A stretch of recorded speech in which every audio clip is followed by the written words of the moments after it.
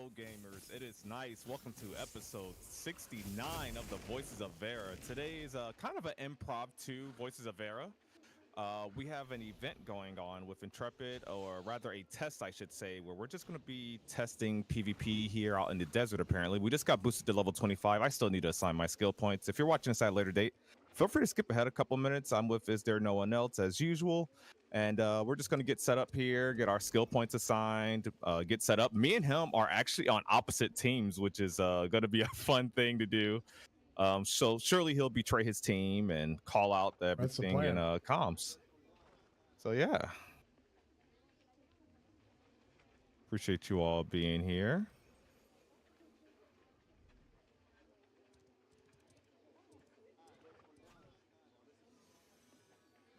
All I'll have to right, make let me that get the later. cam going. All right, so I need to first let me do my multi-stream there. All right, so I just got the boost to 25. Hey, why is everybody huddled up over here? Am I missing something? Oh yeah, we don't have weapons. No weapon or armor yet? Well, crap. All right, we're just gonna do our skill tree. Did you go fighter or did you go tank? What'd you do? I actually went tank, luckily, so at least I'll know what I'm doing during this battle. Yeah, I did the same thing. Not tank, but well, with what I know. Yeah. All right, come All on. right, we'll do that. Oh, did I get? Oh, I did get leveled. Oh, you did? Nice. Got that. I'll do the trip. Do that. Man, it's gonna be so fun assigning all these. Right?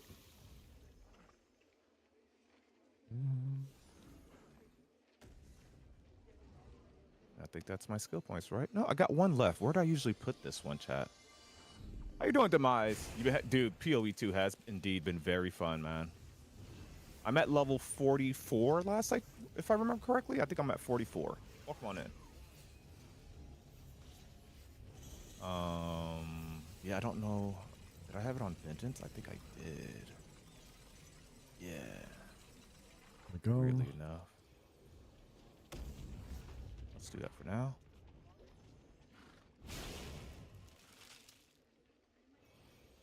They leveled me to 25. I gotta see where my skills are. All right. Do my keybinds. Oh, okay. Level 87 is ridiculous. Holy crap. Yeah, you have been playing a lot. I'm actually going to change my UI. This raid is huge. I don't need all that information. Yeah, shrink it. Put it right there. Awesome. See, this is how I feel like they should be testing the game. Like, the PTR is cool for small updates. Like, hey, we just want to see if this works. We'll boost you. But when you want to test your servers, when you want to test, like, large-scale systems like Node Wars, Node Sieges, this is what you need to do. You need to just open a live server. So, bravo to Intrepid for doing this. Definitely think it's the way to go moving forward. Let me try to get my keybinds back to how I normally have them, chat. Yep. Sorry, guys. I'm just trying to get everything set up here.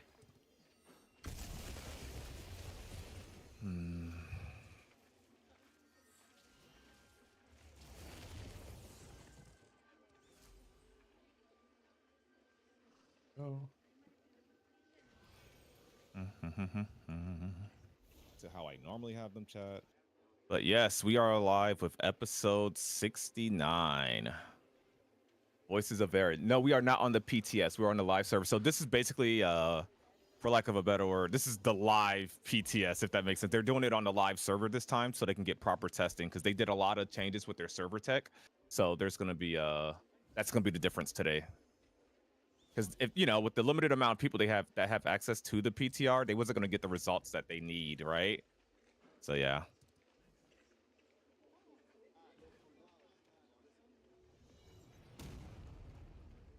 I'm trying to remember my keybinds here. Same. I know that was there. Where's my grapple? Oh no, where's grapple? There it is. For some reason that never got into a place. There we go. Yeah, that's feeling more at home. Go.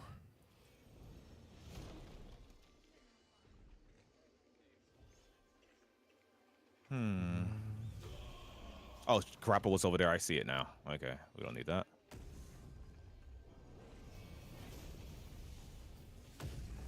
All right, Chad. I think we're looking good. I think this was usually right here. We do not need Cataclysm in 2 spots. And then I'll put wall. There's only one live server right now. Yes, it's PTR Greatness. So this is a test server. It's a live test server for the alpha. It's a live, and here I know the title I put on the stream is the Denier here, so I should probably show you guys the Denier. But yeah. You know what? I'll switch these two. Yeah, that feels good.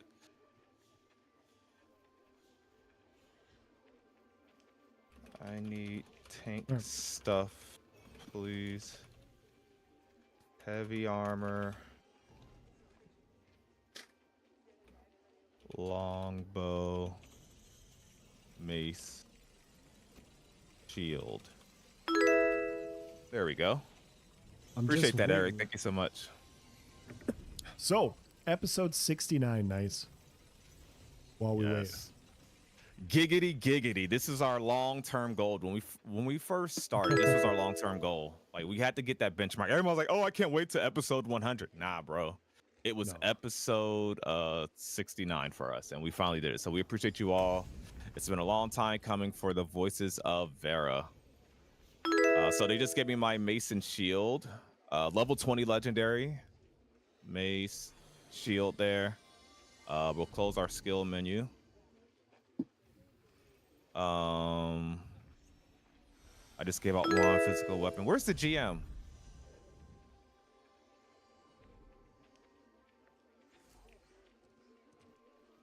I missed the Aldrich raid. Any armor or bow, please? Servers are down. They open up the servers for a test for this upcoming weekend.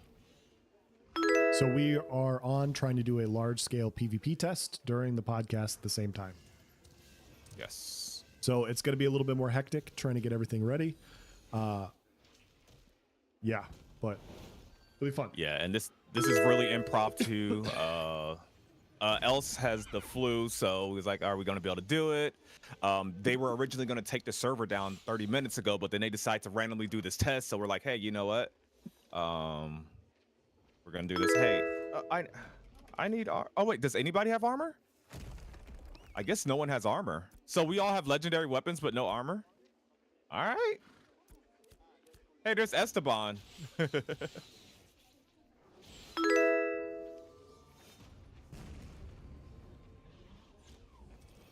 Okay.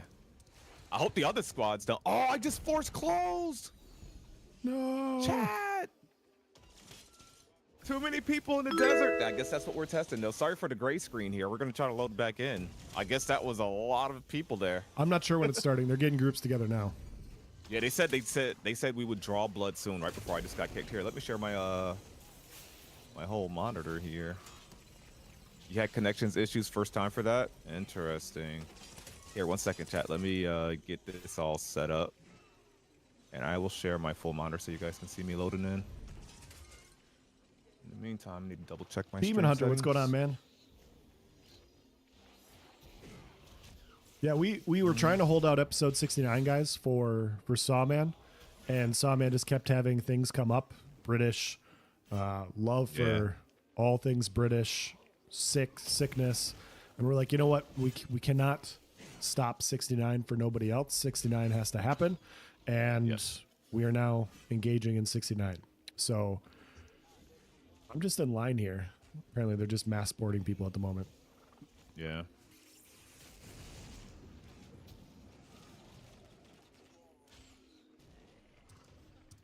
But yeah, this was more of an impromptu thing by Intrepid, so All right, looks like we're back. I love this desert music. You guys take a listen. I'll try not to talk too much. I just saw Planendorf.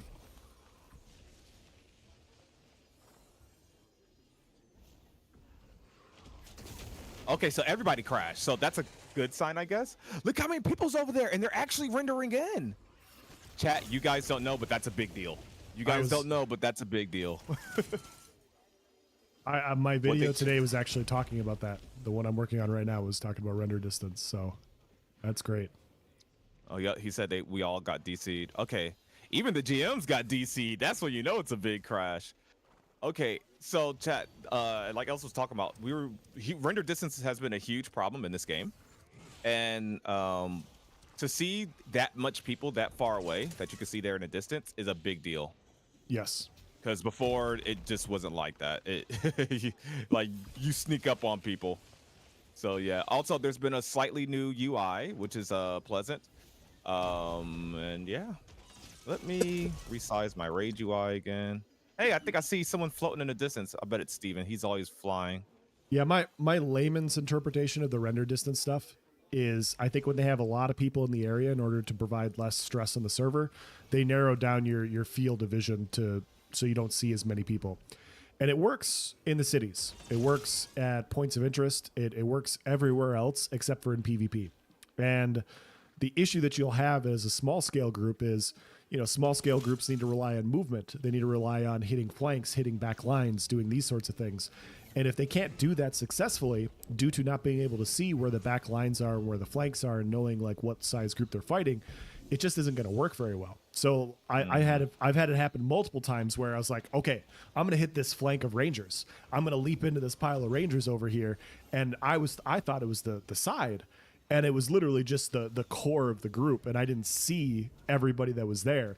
And the difference between hitting like the outside of a group and hitting the center of a group is one, you have a chance of getting out. The other one, you just die immediately. And I died immediately.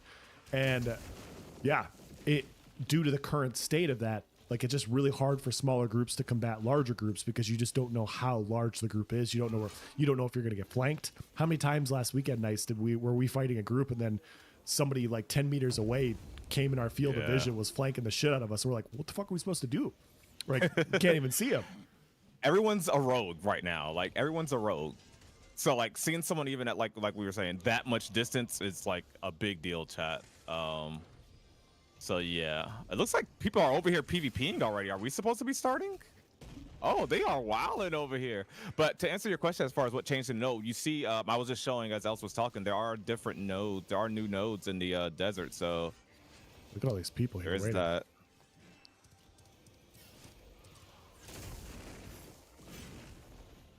Okay, I'm just gonna choose someone and flag up on them. Let's see. Are you here in the desert? Not yet. They haven't put me in there yet. You just got here now. Elsa and Nice are 69. And what did I miss? Oh, only the good stuff. Only the good stuff. Yes, appreciate everybody that's been supporting the weekly show. Voices of Verra. We appreciate you guys. As I always say, we could not do this without you, the Voices of Verra. And now that the game is live, especially come phase 2 when we've got 5-day uptime, I think doing these with a live game is going to be a lot different, a lot more fun. We can like probably go somewhere in town and you guys can arrive. We could probably do a lot of different stuff like that. Oh, they added a... Oh, no. Okay, I'm about to say. Most of my raid was able to get over there. Okay. When their height is put to the max, oh yeah. I did minimal height dwarf last time. I didn't bother this time. Oh, I forgot to get a shield. Oh no, my shield is just invisible because my character should have one. Yeah, it's just invisible. Maybe if I take it off and re-equip it. Yeah, now we can see it, chat. Now we can see it. There we go. There we go. Yeah, the doors, the Dunir are looking pretty okay. They all look the same, need to be smacked upside the head. Can I do a flip? Yes. So here's the funny thing about the Dunir. Whenever they jump, if you're not sprinting, they will do a little flip because of reasons.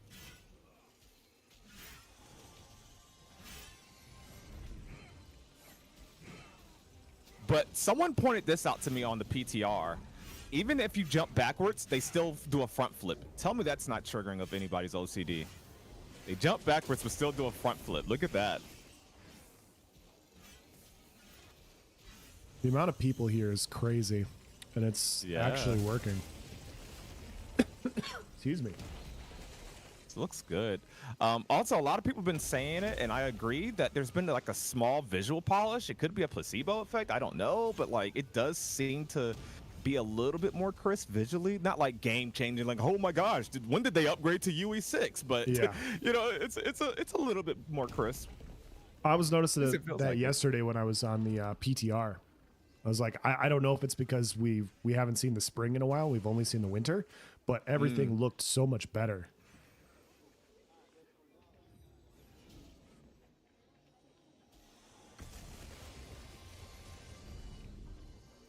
Is there lag? A little bit right now. Not terrible. I'm going to double check that I am attuned to this Ember Spring. Hopefully going near all these people don't instantly DC me, chat. Ember Spring's right over here. Holy crap. We are really stress testing the servers today. Yeah, there are so many people I could barely click the Ember Spring. There we go. Look at that, chat.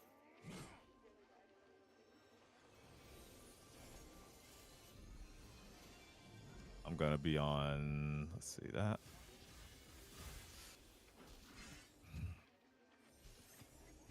Wow. This is awesome. I'm not getting no lag or performance drop. I literally just came into stream with a dwarf backflipping, and that's my first experience seeing a dwarf at AOC. That's going to be a core memory for you, bro. What is the stone wall? That's the tank wall. Really, really nice. Arguably, in my opinion, it's one of their better skills. Very useful. All the GMs are getting next to their raid groups. Yeah, the tank wall is awesome. Yeah, it's so nice. We're gonna do a combat discussion. I'm gonna compile all the clips we had from this last weekend and talk to the guild about it. And tank wall is gonna be a big part of it because it's just super helpful. All right. You know what? I'm willing to you know what? Who can I PvP? Well, I can't PvP these guys because they're in my group. So what we're gonna do? We're gonna go flag. Ha ha ha ha ha ha. Find someone that's flagged. A mage?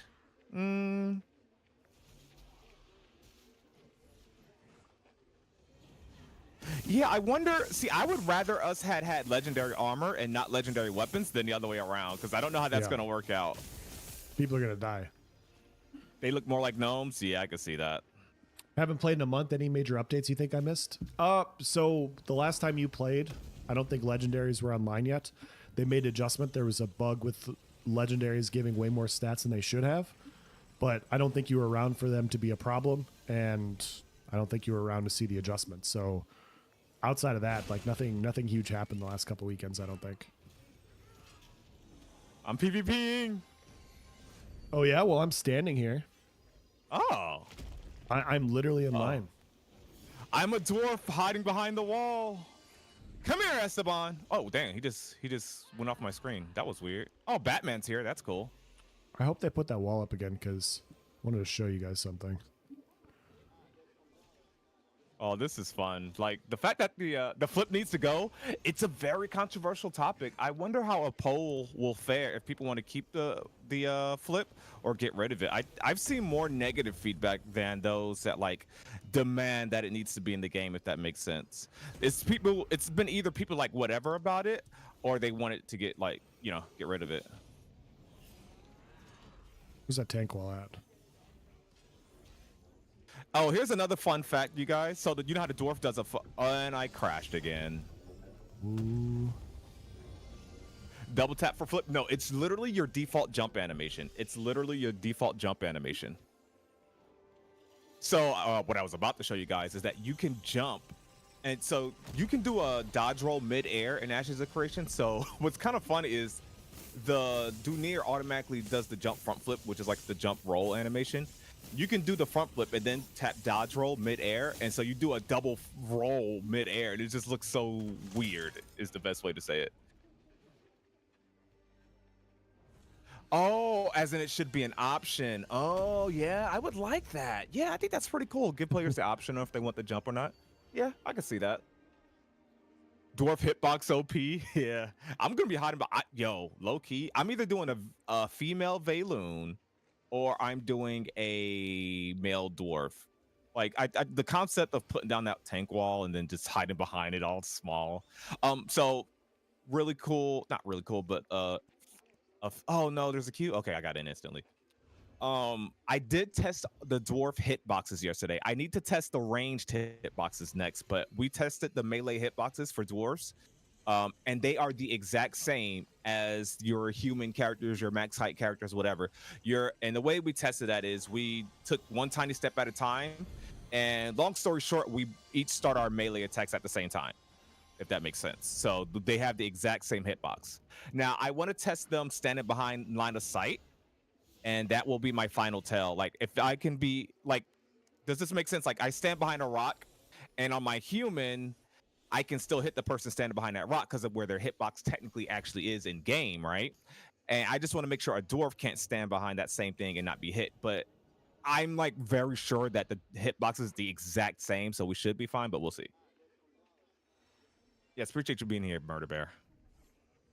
Come on, let me in. I want to go ahead and finish testing TTK out here with these legendary weapons with no gear. We're gonna test it on. Oh, I gotta switch my settings every time I log out. That's one thing I wish they would fix. Steven, if you're in here, I am so tired of having to put on my auto attacks every time I DC. All right. Gonna flag up. Oh, look at this guy. He think he's gonna sit up here.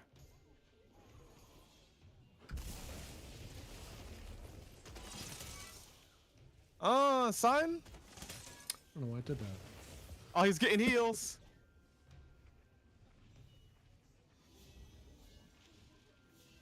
Woohoo! Help me, friends. All right. Should be good to go now. Uh-oh, I think I started a war. Hide behind the wall.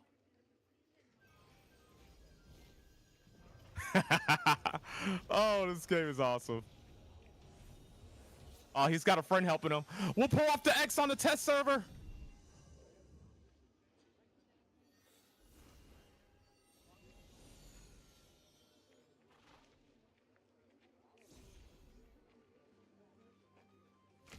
Tripped him. Let's go. People complaining in global about the dwarf flip. Oh, really? Yeah. Bro, you a cleric and you're a bard. He said initiate PvP. Is that what he's saying? Uh-oh. Let's go. Oh, the brawl's about to happen. Yo, chat, we're gonna get DC'd a couple times. This is gonna be epic.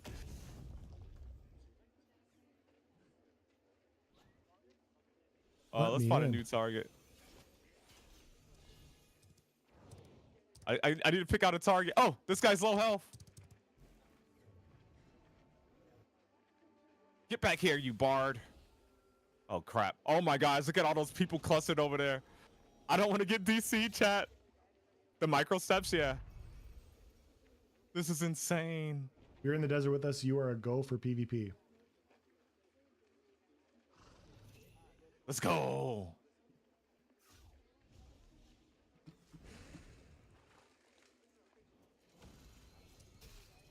War. This is so cool.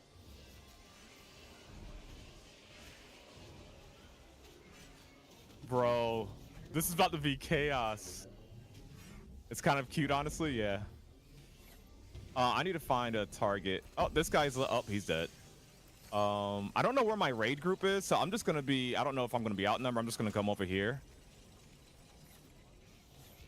Weird. Oh, he slid out of there. Oh, this guy's running up to Steven. Steven, I got you. Or did they DC? Or did Steven DC?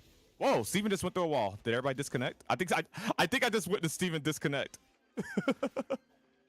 Even that or the server border issue made it look like he left through that way, which is what I think happened, chat. You need your dwarves to be intimidating? I'll help this guy. No, I'll put protect on you. Let's go, I got you.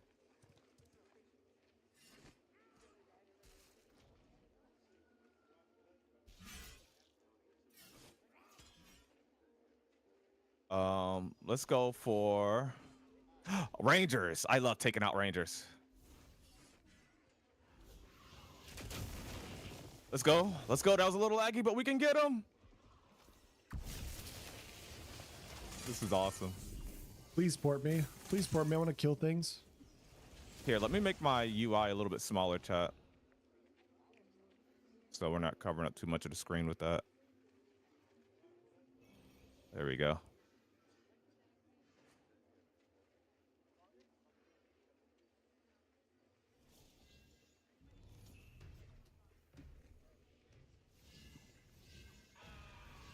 Bro, this is epic.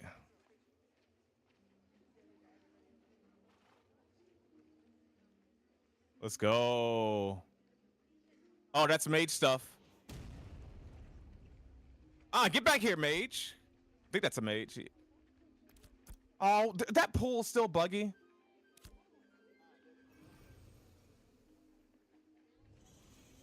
Uh-oh, we're getting damage on him. Let's go in for the trip, chat. Let's go in for the trip. I got a target I'm focusing. Come on.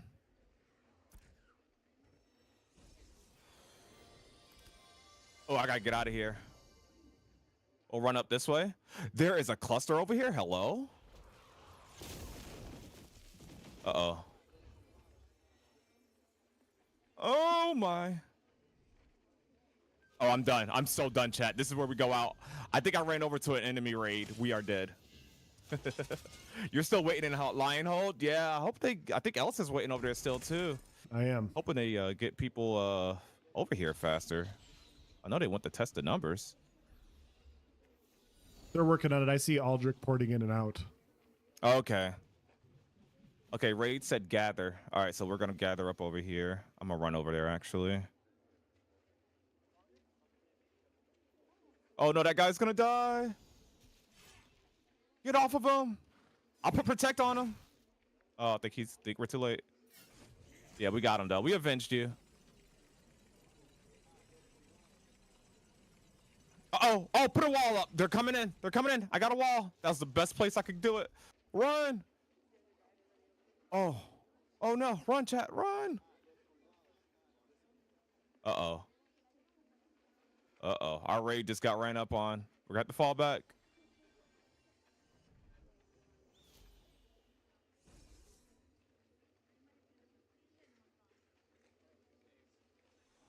And we wait. Got another trip on him. Oh, I just got marionetted or slept. CC break that. Oh, let's run back. Get close to him. Put a damage shield on him. Looking good, looking good. And we're kicked. The walking animation, yeah. Oh boy. Oh. I got invited to did the they kick me raid. so they can make room for you? Yep. They making room for elves now. This is it's honestly going pretty well. We're getting kicked a lot, but I wonder how many people are over here. But this will be very telling on if they could actually pull off node sieges, because node wars, Steven said there was like 380 people in the node war participated with N 2 weeks ago, and it was so horrible, dude. There's no render distance. There was like it was just bad. It was just unplayable. So okay. Oh, everybody, you shielded me and I crashed. Oh, maybe I did it. Top. And if you guys are having trouble logging in, locating the server, just click change realm, select realm, and then you'll be able to log in. 1 second, chat. We're gonna adjust our chat box here. All right, there we go. All right, if everybody can type something Well, maybe not everybody at once, but there we go. I just want to see what the chat box looked like. Okay. Yeah, that's pretty good. Oh, somebody's corrupted over here. Most of the lore stuff is based off his Pathfinder campaign. Okay. Okay, who's the guy corrupted? I gotta find him. Oh, a corrupted guy over here. Interesting. Yeah, he shows up on the map as corrupted. I'm looking for him. Oh, we got kicked instantly. Oof. The server is being stress tested. Do keep that in mind, chat. This is a test. We are stressing the hell out of it. I think them bringing over the last two of Elsa's raid is like put the server to the limit. I haven't gotten there yet. We're still in lion hold, but we'll be there soon. Oh man.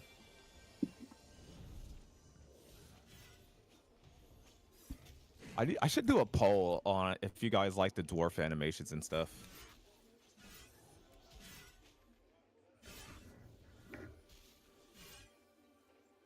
Not a gnome race, technically. Yeah. I'll show you the walk animation as well. I think everyone's getting kicked constantly. You know what, chat? What we're going to try to do, as soon as we load in, we're going to try to literally sprint for another server worker. How about that? And then we'll come back to the main group when I start hearing you guys saying everything's like back to normal, or if the raid starts saying we're ready or whatever. But once again, yes, this is a temporary realm. This is a temporary realm that they're doing this testing on. He said he's going to summon us in a minute. Just attune to the spring. Okay. All right. So while we wait, nice. Phase 1 impressions. What did you think overall? I liked it. Here, I'm about to duel this mage. Oh, and he just disappeared because server worker stuff. I liked it. What I was surprised about is not necessarily the amount of content, because I don't feel like we got a crazy amount of content. It was about what we expected. On our screen, I just see people constantly sprinting to another server worker, but these aren't real people, chat. That's not a real person right there. I don't want to get nerdy about how their server tech works, but yeah. Anyways, it wasn't necessarily the... Yeah, that's not real. I was impressed by how quickly they fixed things, how quickly they added things. That's what it was for me. Really big improvements, listening to feedback. There's some stuff I know they didn't plan for during phase 1. Ooh, that's buggy. There's some stuff I know they didn't plan, like especially after the Asmongold situation. Oh, I'm fighting. You're good. I just wanted to see how your multitasking skills were. Oh, they are not good.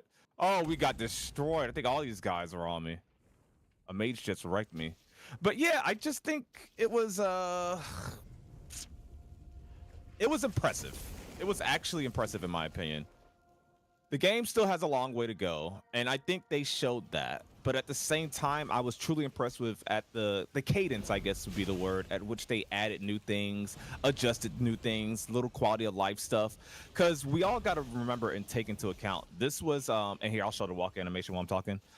We got to take into account that this was a networking phase, right?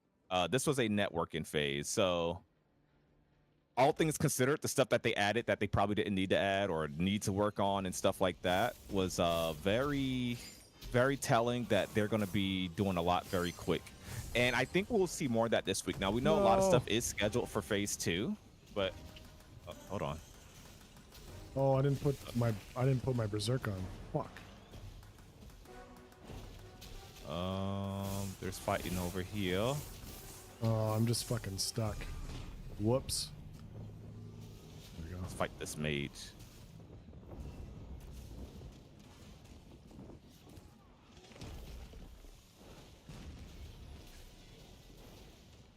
No, the ranger's focusing me while I'm focusing this guy.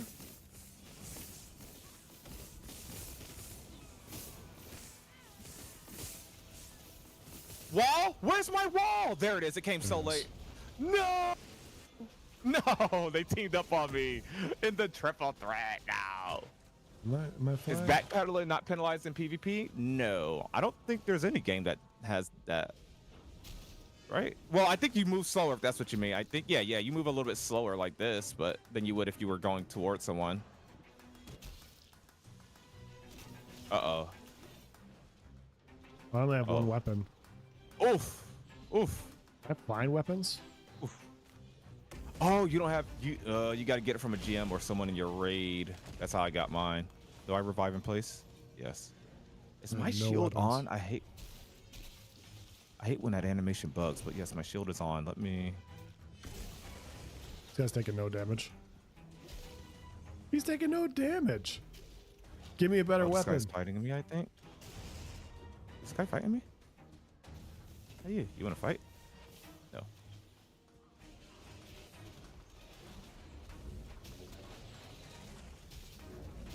I can't take the shield off. Interesting.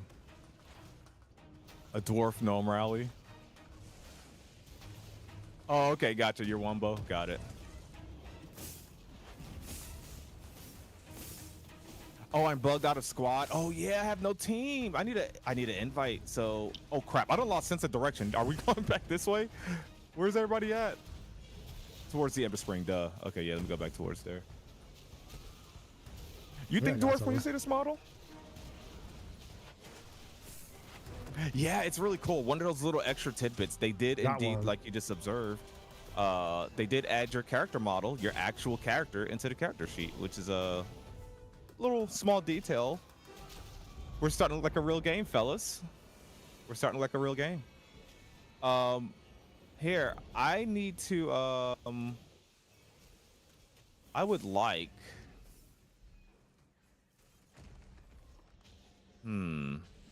yeah, let me try to get an invite. Invite, please. I probably gotta go to shout chat.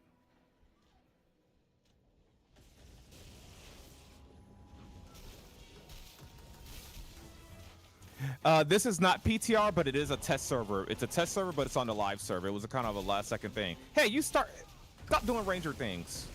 I mean, fighter things. You're a fighter. Come back here, Mr. Fighter. See, I can't even use a bow because I don't have one yet. A little bit of performance issues here.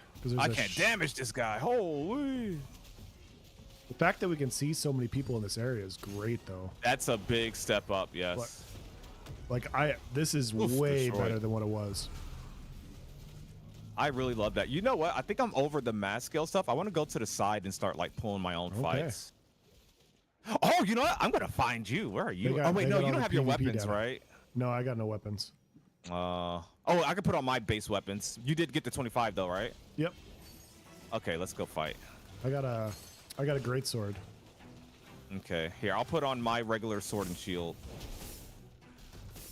Hold on. I gotta kill these people. What's your character name? Fighter Man with 2 N's. Somebody took my goddamn name. Oh, snap.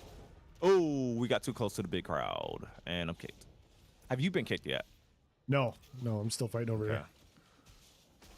There's a little bit of lag, but like I can see everybody. I can see all the loot piles, and yeah, I did start getting a little bit lag in my last, I think, 2 or 3 fights.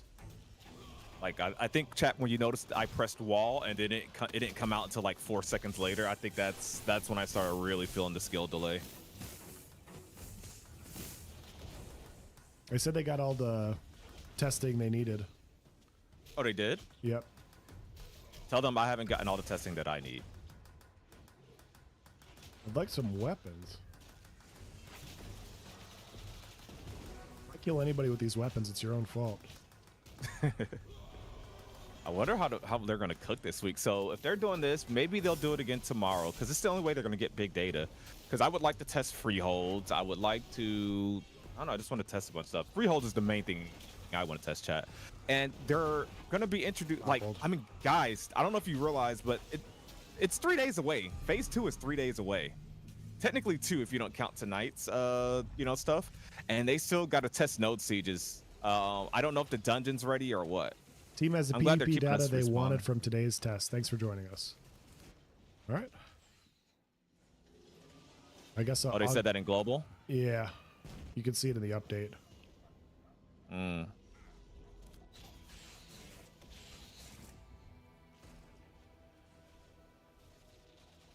All right, I'm going to go kill more people. I hate doing this every time I get kicked.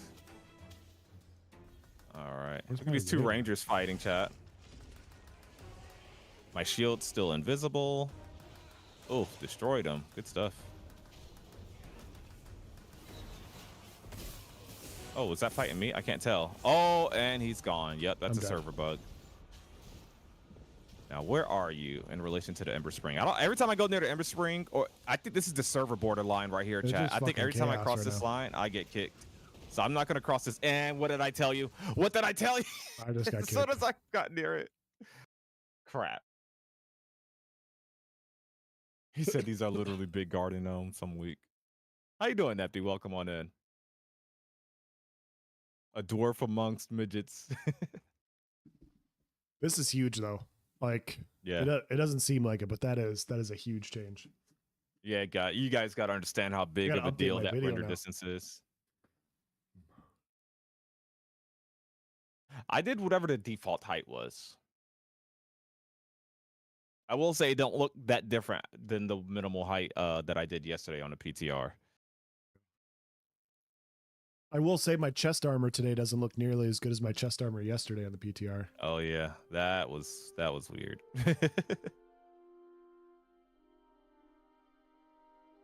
Go, waiting for server.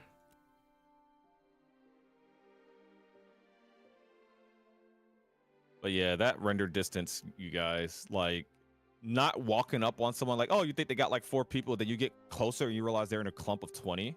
Yeah, I'm getting away from that server worker. And instantly kicked. Yeah, we had all sorts of PvP this weekend. There was about 8 of us that were on. It was kind of funny, nice. Like I was looking at it and I was like, okay, our guild of 30 got narrowed down to like 8 to 10 people this last weekend. And Pirates group of 2,000 people got narrowed down to about 8 to 10 people this last weekend. I didn't see any pirates anywhere. I was like, holy shit. Yeah. But anyways, there were so many fights we had where it was like, it would be 8 of us and we were fighting like another group close to our size. And we're like, all right, push them. And they would be backing up and they'd be backing up. We're like, all right, let's get them. And we push in and they were just backing up to the rest of their group. And we didn't know. Baited. Yeah. And we were just getting fucking baited because we couldn't see the people behind them. And because the render distance was at like 15 meters or something silly. And so Yeah. we're running head first into a group of 20 that we weren't expecting to be 20. And then we just die. And it was just like, okay, well, I guess we died. Have a good one, Essie. Yeah. And that's why when I saw them, or that's why when I think of them introducing node sieges, which in my opinion is a bigger event than a node war, right, chat? Like there's a lot more estate.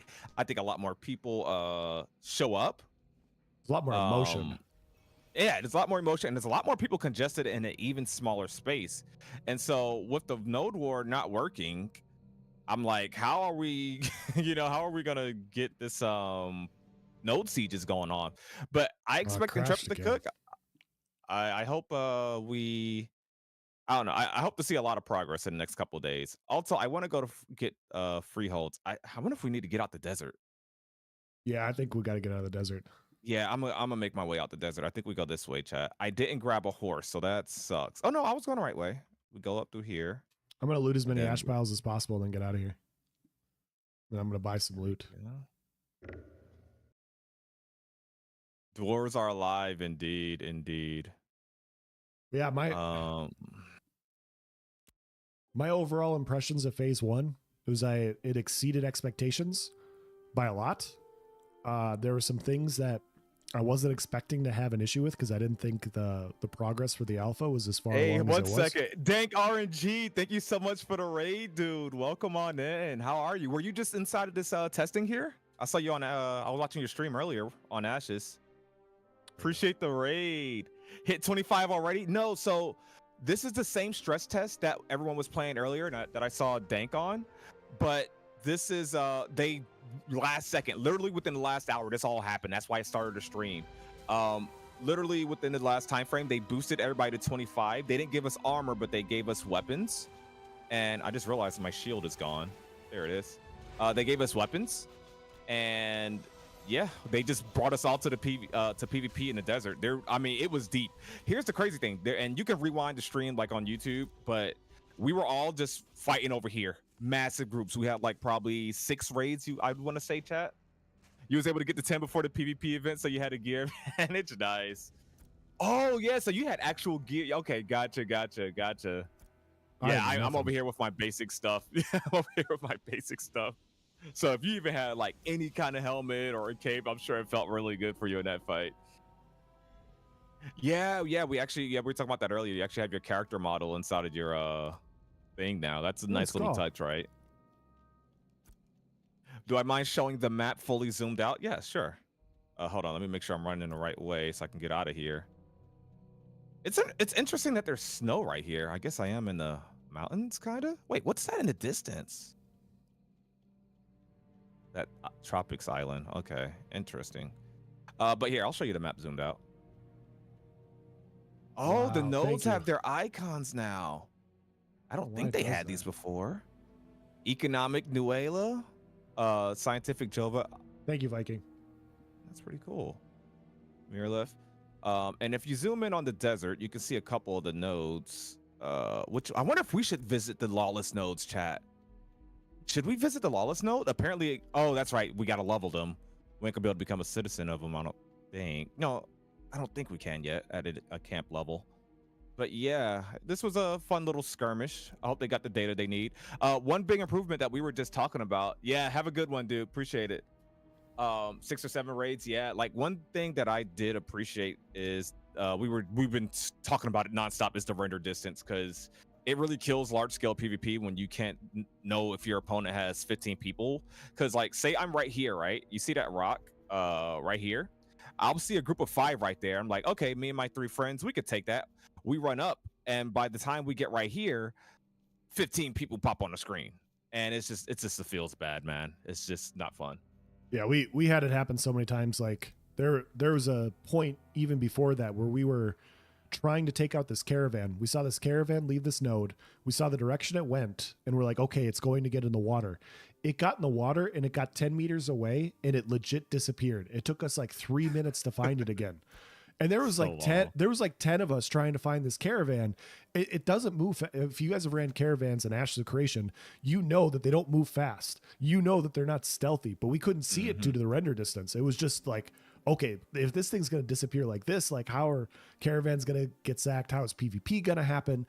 How can anybody do anything? And understandable for phase 1. But like people are looking at this and they're like, hey, you know, what am I getting into for phase 2?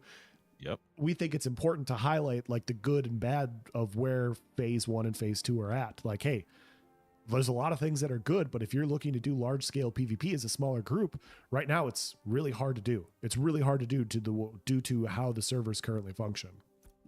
Yeah, it's really tough. So I think the improvement that we saw today shows that their server tech, whatever they changed there, added more server workers, it got better. So that's really telling. And I think it's also a sign that we could expect them to reduce the amount of servers coming phase 2.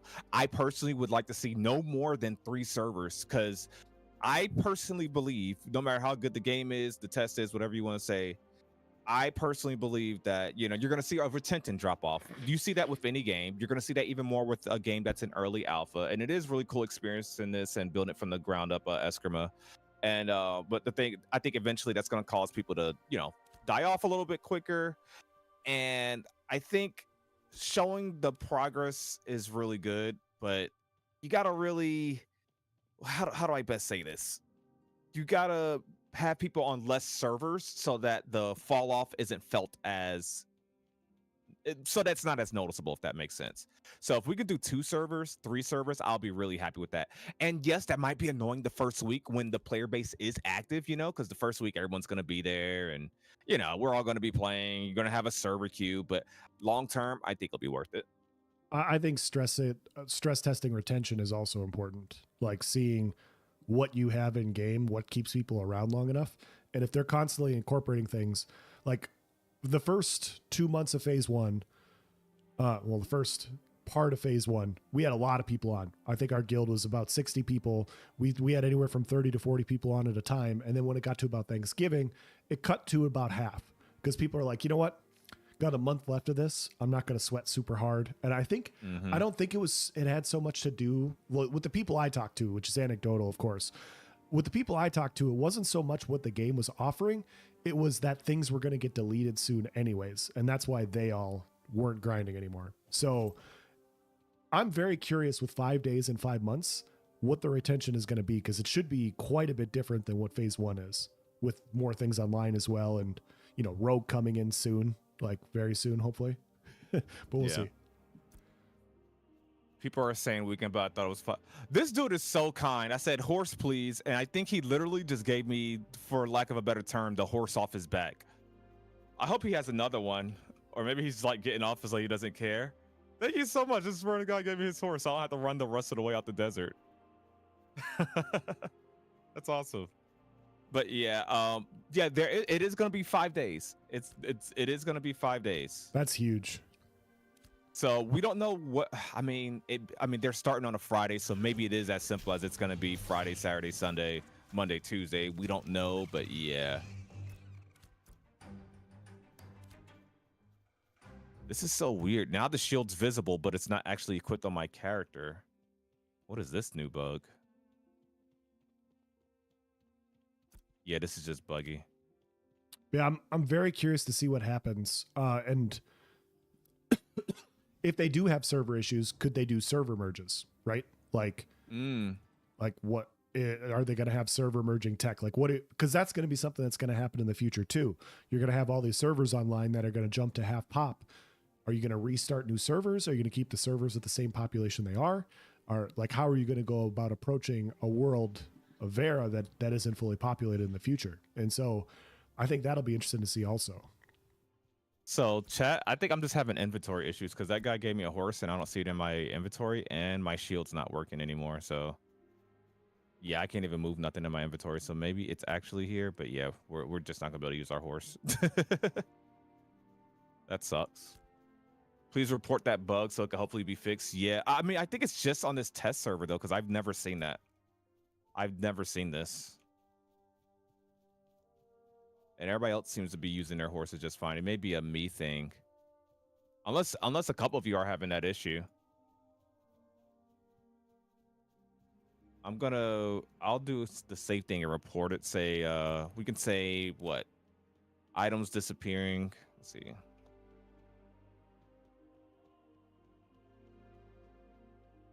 Bug type. Gatherables, maybe? No, inventory, perfect. You won't let me in here?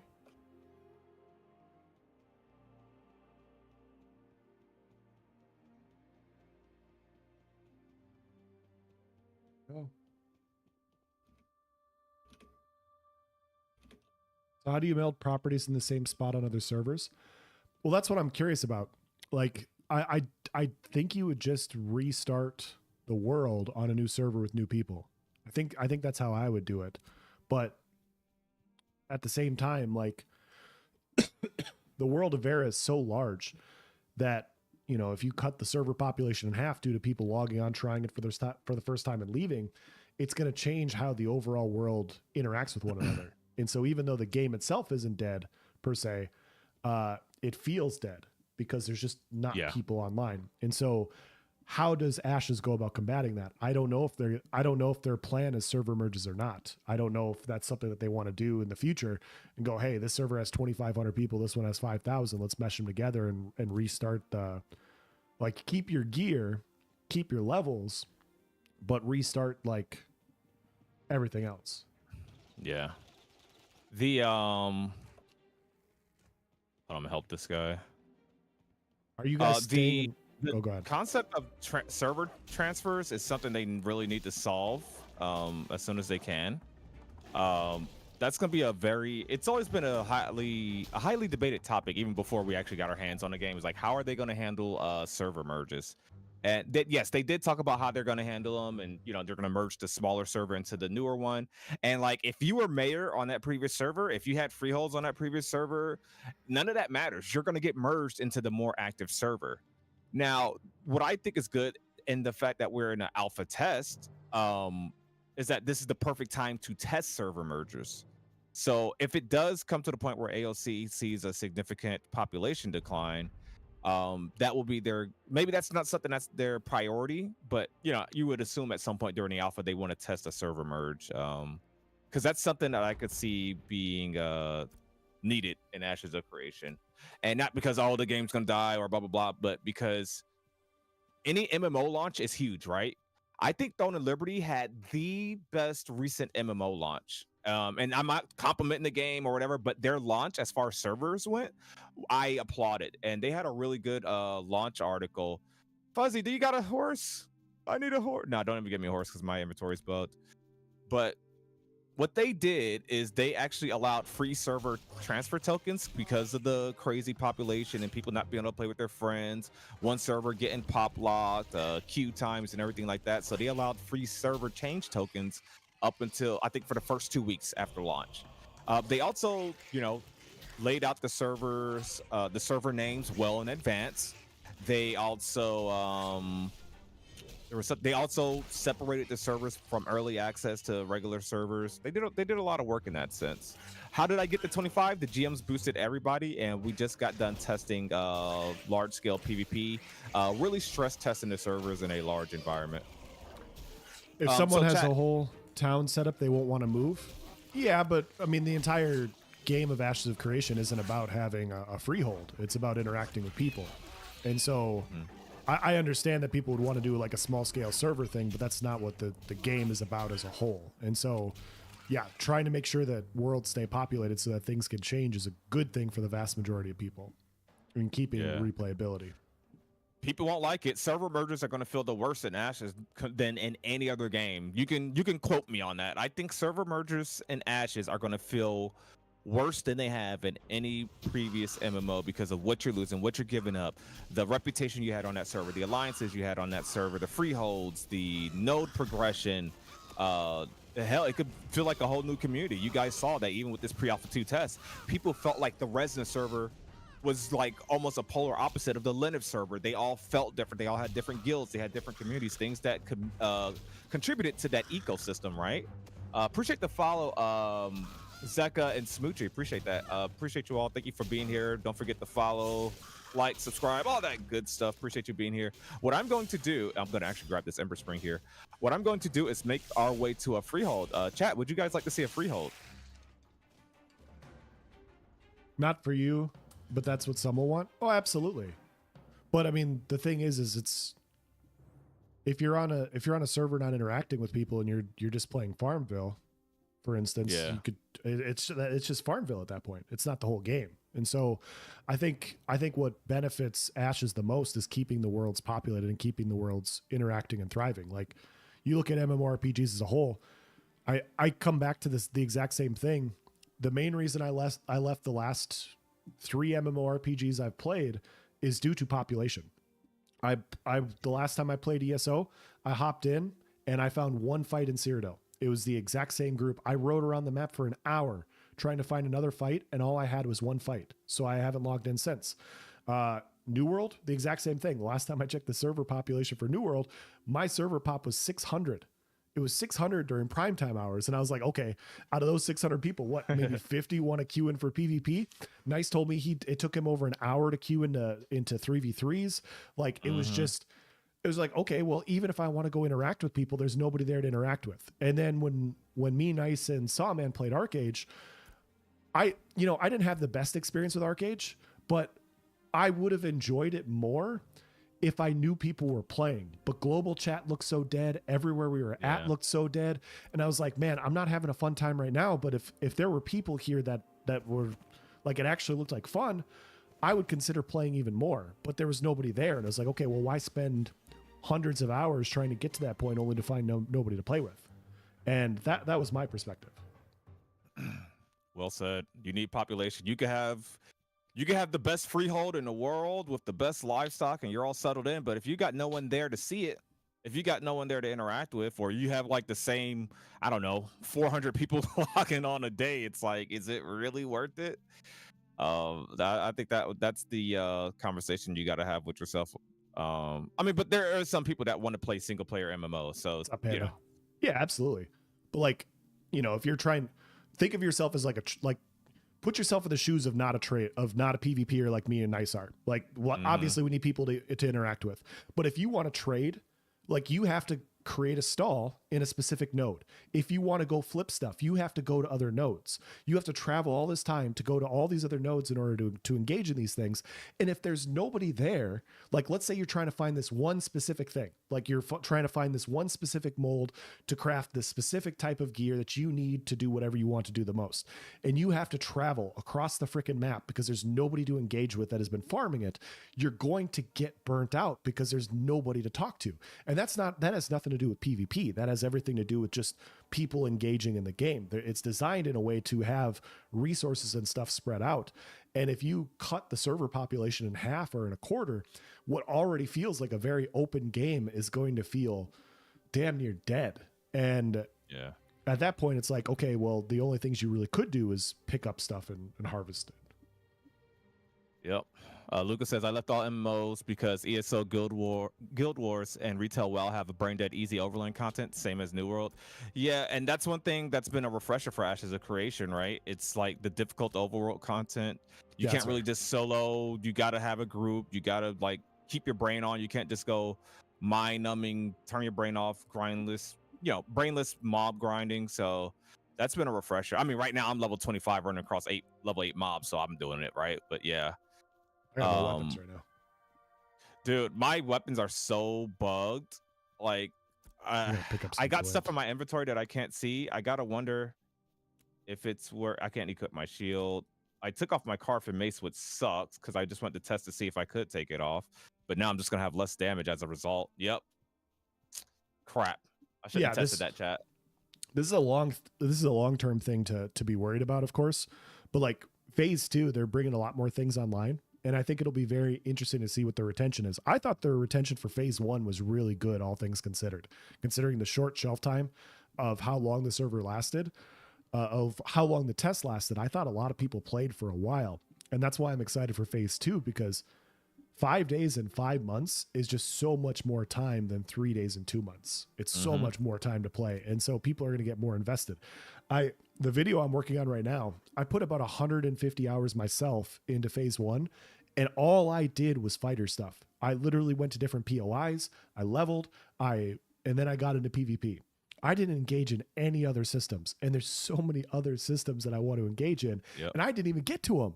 Like, I put 150 hours in and literally didn't get to any of it. And so it's like, dude, if this is like the most bare bones it's going to be, and there's more stuff coming online, and there's going to be incentivization for people to not want to lose things. Oh man, I can't wait. I cannot wait. Yes. I'm looking forward to testing more things. Like I told the guild, phase 2 chat is when things start to matter. Yep. Phase 2 is when things start to matter because we got the 5-day uptime. It's going to last for, what is it, about 5 to 6 months. This is when your decisions matter. Some things weren't really worth getting into because of the short time of phase 1. You just want to level, of course, but you want to get some gear. But a lot of people didn't want to get into crafting and stuff like that because it was all temporary. All this stuff is temporary, right? Yeah. It's all alpha stuff, but you can justify it better to work towards it when you know you're going to have it in your pocket for a couple of months, right? So I think that's going to be the difference with phase 2. I think phase 2 is when you should start treating it like a new game. Now, I know some guilds went dumb hardcore with phase 1 and no life did. Took time off and just got banned, got their characters deleted. Banned, cheated, tried to exploit, like went really hard. I think phase 2, it would make a lot more sense. Yes, I can actually use my gear now, and I can actually use my horse chat. Thank you for whoever told me to relog. Was definitely worth it. But so yeah, funny. Somebody in chat said something funny. Oh wait, Lightning said, hello, nice. I'm not really a stream watcher. I'm your YouTube video pleb fan. Let's go. Thank you so much. Thank you for watching in any kind of way, whether it's live or pre-recorded. Appreciate you, dude. Nice. You don't even have a hand on keyboard and mouse. Game is running alone. So Wildfire says, haha, nice. I'm riding home with my partner and my partners, and one of them goes, I always hear your voice and you be narrating her dreams, haha, because I play your vids when she passes out. I love to hear it. That's funny. Let's go. Tab target plus action combat is GOAT. Pure action for me kind of sucks since I'm bad at it. Hey, that's fair. That's fair. I think node level 4 will be coming out, will be a big game changer. True. I It want to see the is. vassalization system, and I think the node sieges already got people depressed, bro. Like when people realize they're gonna lose all their stuff, it's like people are already worried about it. And I don't think it's too like I don't think it's meaningful right now, because I think the point of a node siege is to like try to change the world, vassalization and whatnot. But I'm excited for it simply because it's PvP. Like it's something to do. It's large scale PvP. It gives you a reason to fight for something. It gives you the threat of losing all that progress. I wish there was more meaning behind it. Doesn't need to be, but I wish there was more. Like I wish there was something you got from it or something you're preventing by doing that. But yeah. Yeah, there was something. One of the things we talked about with a few people on this podcast and also, in Discord and stuff is during phase 1, everybody was talking about how like we were on the Linux server and everywhere I went, everybody talked about like, God, nobody wants to fight on the server. I can't find fights on the server. Nobody wants to find fights. It's just pirates everywhere. And it's like, dude, you have that button right there that says toggle fight. Like you could fight anytime you want. But the fear was having 2,000 people attack and destroy them and their guild and everybody else. And like, that was the biggest concern. It's like, guys, they're here to PvP too. Not everybody's here to just wipe everybody off the face of the freaking map. And so we ended up having lots of fun fights with pirates. But the other thing too is when you look at when you look at the mayoral system, how it's currently set up, when every single mayor is equal and you all have your own flying mobility scooters and you're all equally mayors, doesn't it benefit the mayors to work with and interact with each other equally and say, hey, like let's level up metalworking, let's level up this and you level up that. That's what benefits you. But when they change the system and they say, yeah, you can work together and do those things, or if they level faster than you, they put you underneath them, you're going to potentially change your opinion on what you want to do. So if you're the mayor of Winstead and you have pirate software and pirates right next door to you, they're going to level their node faster than you. That's going to happen. And so either you become a part of pirates like bigger node and you become vassalized, or you do something about it. And I'm not saying you're going to, but that's one of the choices you now have that didn't happen before. And that choice is what's going to drive different outcomes than we didn't see in phase 1. Very real. Very real. And if there's animosity between nodes, we have a reason. That's one reason to siege, if it's personal. Some people just want to PvP, and I'm glad you brought up the actual Pirates Guild. I've had so much fun PvPing with them. Me too. I know a lot of people don't like them existing because, I mean, it's the normal human reaction, which I think is understandable, to be honest. Like, big guild. I know me personally, I got tired of seeing the same guild tag everywhere. I wanted more variety, right?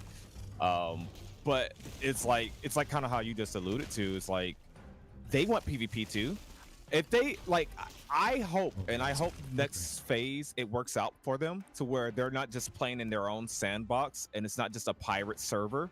I hope they get some competition. I hope they get threatened. I hope there's another big guild to like really challenge them, because I don't think it'll be fun for them to sit there and just play by themselves. Imagine a whole server where everybody's in the same guild, right?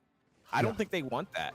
And so our guild, I think we started around 40 to 50. No, it was a little bit more. We had some actually bleed over. Like I would say after week 3, we were a guild about 30 to 40 people. 30 to 40 people. We're a small guild, chat. We're small scale, outnumbered guild. That's who we are. We're approaching a freehold, by the way, chat. Pirate software. I saw pirate software. What was it the other day, chat? I think we saw pirate software 63, actual pirate 63. So that tells you how many people they have. Remind you, the guild cap is 50. So 50 times 63, you do the math. That's the minimal amount of people they have. And there's probably some alts not even in the guilds, right? Yep. We're approaching Winstead. So when you keep that in mind, we have one guild compared to their 63. That's how much more people they had. Did that stop us from attacking their caravans? No. Did that stop us from getting PvP with them? Nope. Could they crush us if they felt like it? Probably so. But we had fun. Like, yeah, it's part of the game. You win some, you lose some. But we had fun attacking their caravans. Just so, not because we even cared for whatever's in the caravans. We just want PvP. We want action. I think if you're in a large guild and every caravan that you ran just ended up like being successfully ran with no threat, it would just be the longest, most boring, most dumb ride, because the caravans are slow. It would be the most dumb thing. It just would not be entertaining. There's no risk involved. Yeah. So I think we provided a service to them as well, and it's just PvP at the end of the day. That's a perfect segue into something you wanted to talk about before. We were talking at one point, and somebody brought up a point about Caravan PVP and should you attack level 10s in caravans. Ooh. And it's a PvP system. If you're going to go in to a PvP system underleveled and outmanned and you get your shit stolen, like if you want to be a walking loot buffet, by all means be a walking loot buffet and just like give away stuff for free. But crying about how like you're a level 10 and you couldn't fight off like one person because they were level 25, maybe don't run caravans at that point. Maybe run a few other people. Like that's the entire point of this game, is to work together and operate with groups. And if you're going to go into a PvP system with no weapons, like what are you doing? Yes, well said. Chat, I would like to know what you guys think. Both sides of the coin. Do you feel like because you're low level, you could just run a caravan? Like, you think that gives you immunity, or you shouldn't attack low levels that's running a caravan? Like, despite how much stuff it looks like they have or whatever, do you think because you're level 10 that you can just, ride a caravan, a literal mobile PvP objective with a huge bullseye on you? XP debt-free PvP. Like, do you think that you should not attack low-level caravan people? So what I try to do is, if anything, we should try, if I can control it, is I attack the caravan, and if the person jumps out right before the caravan is getting destroyed, I'll probably I'd let them like run away. And then, you just loot the caravan. Is that not, but like, we should all be held accountable for our consequences, decision making, or lack thereof, in my opinion. If you chose not to get a lot of friends to help you, then that's on you. If you chose to run a caravan solo, that's on you. But yeah, I'm a caravan running guild of 2 people. It happens. Exactly. This game's been out for so long. Yeah. This stuff right here is work in progress, chat. I don't think come Saturday, come Friday, when servers go live, I'm not even supposed to be able to see this right now. But yeah, this is probably a couple of builds behind. This is not what we're gonna see. And even if we did, it's an alpha, but I highly doubt this is what we're getting on the 20th with phase 2, right? But you guys can see the freehold. Yeah, I look at caravans as it's a PvP system, and you're willingly engaging in PvP. Your choice on when you deploy them, your choice on where you deploy them. You can't get mad about people fighting you in a PvP system and PvPing with you if, regardless of your level, like you're willingly choosing that system. Like that guy from New World Nice that, was recapturing the keep. It's like, yeah, you're engaging in a PvP system. What do you expect? No PvP? That's not going to happen. Right. And so during phase 1, we were a lot nicer about things because there's not like the servers are going down in 2 months, but absolutely in phase 2, if it became a meta on a server where like level 10s and under would run caravans and they wouldn't get attacked, how would you run caravans? Nice. Would you make an alt account? And would you just stack a fuck ton of resources on like a level 9 and go, and then you shame people that flag. Yeah, exactly. You shame people that flag up as an attacker, like, but I'm level 10, you can't attack me. Like, bro, that would be the most big brain economic strategy to advance in Ashes, if you could just, pull up on a level 10 and be like, oh, you can't touch me. Exactly. Can't believe you attacked the level 10. Like, no, people try to equate it as if you PK'd them or you just ran up and, singled them out. Like, no, you're literally in a caravan. Like, you literally are handing me a piece of candy right now. Don't run a caravan with no escort during peak hours, asking for trouble, hire another guild to escort. Exactly. It's so simple. Yeah, exactly what you're talking about, whoever said that. If you're only 2 people or 3 people, hypothetically, and you're running a caravan in prime time hours through the middle of the map, like, you're going to increase the attraction of other guilds. Like, that's a natural thing that's going to happen. If you wait and you run along the outskirts of the map, you're going to encounter less people. If you go during non-prime time hours, you're going to encounter less people. And so regardless of whatever you choose, your risk goes up depending on when you deploy, where you deploy, how many people you deploy to defend. And you can lose it at any point. And so you have to have risk management, and you have to also acknowledge like, hey, there's 2 of us, we're level 10s. Maybe we shouldn't go through like Citadel of the Steel Bloom and go right around fucking everybody like that. Maybe that's not going to go so well. Maybe we should go somewhere else. Well said. So else, where are you at on the map? I'm outside of Carfin, actually. I'm just wandering. Oh, okay. I'm at Winstead. If you want to venture over to the new dungeon with me, maybe. Sure. It's in Winstead. No, it's really far from us. Chat, do you guys want to see the new dungeon? It's a decent walk, but yeah, it's like towards it's the one New in New Ayla. Ayla, isn't it? Yeah, it's like northwest of New Ayla, maybe like southeast of Jova. My question is southwest of Jova. My question is for the noobs. Is there a route to do other activities, or is the Caravan the only game in town? The thing is caravans can happen whenever and wherever you want. So if you can hop on at times when people aren't on, and you take rent, like, look, I'm not encountering anybody here. And I know this is just a test, but I wouldn't encounter anybody here anyways, the way I'm going. And so caravans are a way, like, you can take other routes with less people and you'll never see anybody. But that's not it. That's not the thing that you don't have to do caravans. You don't have to do PvP. Well, I shouldn't say it that way. If your node is getting sieged, you're probably going to want to do something about it. Or node wars, you're going to want to do something about it. But in general, like, there's so many different player loops that you can engage in that aren't caravan related. But caravans are a PvP system. Yes. Yes, indeed. You're only level 13 in Ashes. Nice. Yeah, the Veyloon were indeed also added. Yes. Chat, I'm stuck between a Dunir male tank or a female Veyloon. You just wait till that first caravan we crack open nice from like a level 10, and it just stocked with all epic loot. And they're like, you PvP to level 10. And we're like, no, we're taking your loot. You didn't defend it. Like, it's just free loot. You made this decision. And it'd be people, and this is just us talk about all of our caravan adventures, because that's what our guild mainly did, was caravan runs, caravan defenses, caravan attacks. And like, it's crazy the amount of different reactions. There's people in huge guilds running caravan solo and get mad when they get attacked. Like, there's some people that hold, like, you attack a caravan and they hold on to it for weeks at a time. Like, that's their memory of you. That's their reputation of you, which is fine if that's how you want to remember. But people take caravan attacks so personally. I can't believe you. I was lower level than you and you attacked my caravan. Oh no, like, I'll never forget this. I'll constantly bring it up. I'll smear your name. And like, it's so crazy to me that people sign up for these PvP events and get sad when PvP happen, or get mad that someone's a higher level than them. Yeah. It's gonna happen. Like, bro, Elsa and I are, it's fun that we have exact same situations, but we are both married. We both have twins, and we both are content creators, and we both are trying to play this game. So there's gonna be people that know life this game better than us. They're gonna be higher level than us. And if you guys want to put clues together, you know, maybe it's the same twins in the same marriage, but that's none of y'all business. Okay, it could be. But no, in all seriousness, I think I hope the community just realizes that it's just a game. It's an event that you sign up for. You know, it's not that big of a deal.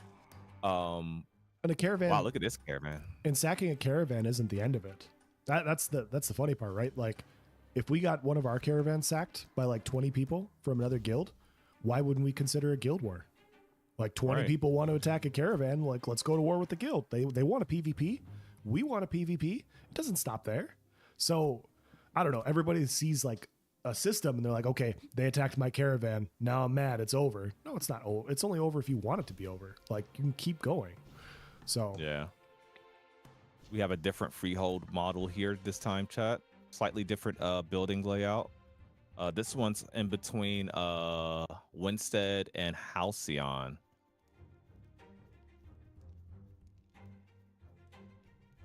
I don't know how far Elsa's behind us. He's probably a decent amount behind us. You don't have a mount, do you? No, I didn't get one. Oh yeah, it'll be a while before you catch up. Who wants this prime piece of real estate?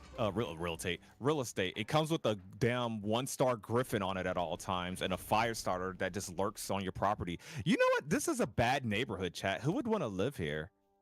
You know what? We're gonna do some renovating. We're gonna use our mighty dwarf powers to chop this tree. Can we? Oh no. Is this the one they used for the stream showcase a while back? It looks similar. Oh no, Reason I got people a fire run starter on me. caravans is economic reasons. You Oh can make no, I lots of gotta money. run. Yeah, you make a shit ton of money. Like literally what you do. The entire economic system is you grind mobs. You experience a POI. They drop glint.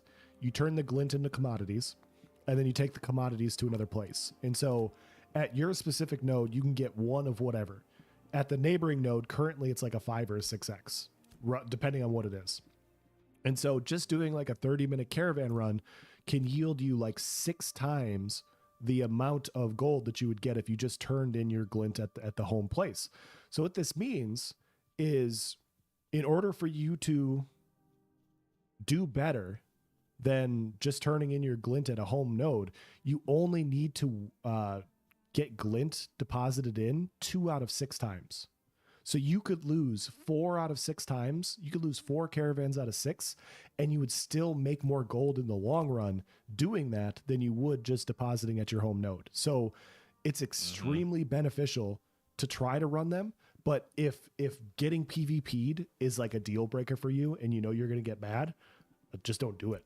Or wait until you can get more people to make it more successful. Blunda says politics is a part of the game. If you want to PvP, they want to badmouth you. They are both legit actions. Absolutely. I don't know. I don't know if I don't know if I think there's a limit. I think they're both legit actions. You deserve to get mad at someone for attacking your caravan, especially if you worked really hard for it. Like there was someone last stream that I was attacking their caravan on the last day, and it was stopped. Like I started attacking it, and dude was like, "Please, please, no." And I was like, "All right." Like it was like I'm a nice guy. Like give me 3 gold, and so he paid us 3 gold or whatever it was, or 2 gold, and then we let him go about his way.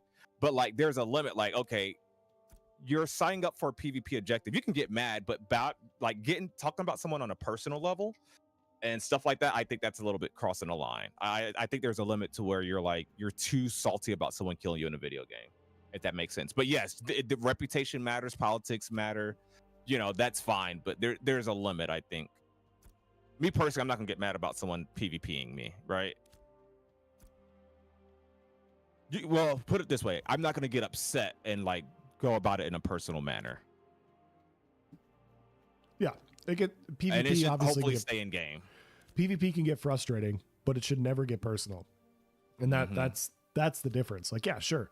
Is it annoying when we have 2 nodes attacking one guild of 8 people? Absolutely. Like that is frustrating.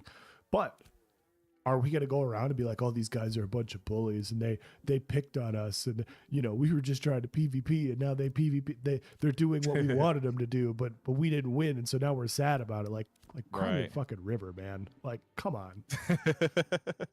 They got our caravan this time. they took our caravan. Now I'm gonna quit. Like, okay. It's wild. It's a wild mentality. Yes, episode 69. Giggity giggity. It's fun. It's special. It's cool that episode 69 we actually gets to be our first episode in game, which is really cool. Yeah, come phase 2. Come phase 2. If anybody asks like, "Hey, don't attack my caravan," I'll be like, "Well, now I have to." Like, what do you what do you got? What do you got in there? Let me take a seat. Yeah, and that's another thing we were talking about in a guild meeting is that gold matters again. There was a certain point in the Alpha 2 test in phase 1 where gold stopped mattering. Like people would want us to protect their caravans. Like, hey, can we hire your guild for this caravan escort for 2 gold? And it's like, we don't need gold at this point. There's not much to spend it on. Like, do you have gear? Maybe do you have these certain materials? Cool thing with the marketplace coming. Oh my gosh, no way, this thing just teleported to me. Can I take this thing out? What level is it? 13. Yeah, let's try to take it out, chat. Yeah, you better run. I'm a Dunir, buddy. Anyways, but like I think gold will matter. I think the economy will matter. I think things will be a little bit more stable. Absolutely. So I think things will be a lot different. Thank you so much for being here, AC. We had a talk with our guild about this stuff. They're like, yeah, with caravan attacks, like sometimes like there was one very specific instance where we were attacking this level 10 pirates caravan and we knew that they were going to call in pirates. We were trying to get the fight. And so we were attacking this caravan, and it was like, what was it, like 4 of us nice? I can't remember. It was something like that. And then there's like 4 or 5 pirates around this caravan, and we're like, okay, they're going to jump in soon, guys. They're going to jump in soon. Keep attacking the caravan because we're going to get our PvP fight. And we ended up destroying the caravan, and we're like, guys, I'm sorry, man. Like, we just want a PvP here. We're trying to figure out our archetypes. We're trying to figure out our weapons and stuff. Like, this is phase 1. Nothing really matters. We gave the guy gold. And I was like, yeah, sure. We gave this guy gold. Now in phase 2, if you're going to let us take a caravan like that, we're just going to take it. We're going to come back for more because, you know, we actually have a longer playing time. We actually have incentive to level up our crafting. We have incentive to get that gold so that we can buy gear for our guild. And all of that just doesn't really matter in phase 1 because stalls aren't online and stuff like that. So it was just a difference in how the game currently functions. Yes. And what we were trying to get out of it. Sorry. Oh no, I'm just over here at this freehold trying to buy you time to catch up. You know, shoot me an invite so I can see where you're at. There's perfect. There's a freehold we're at. It's just got an insane amount of elites on it, level 20 elites, a lot of choppers, and it's just a crap ton of ads protecting this freehold. Here, I'll send you an invite as soon as I get this chopper off me. I'm taunting for these randoms that I came across. I'm just north of Lionhold now, so I should be there shortly.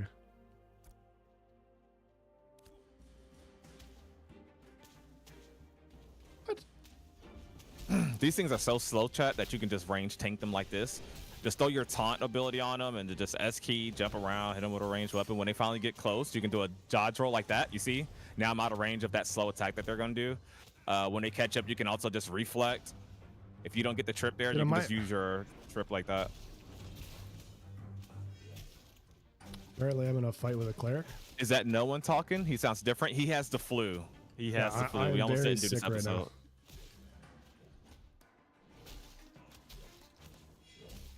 he's doing it for you guys.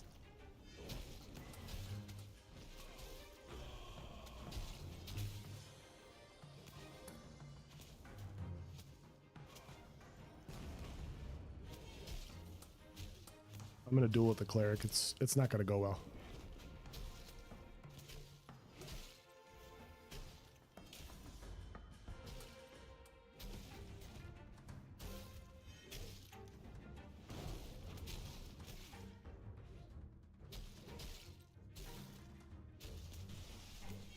Sheesh.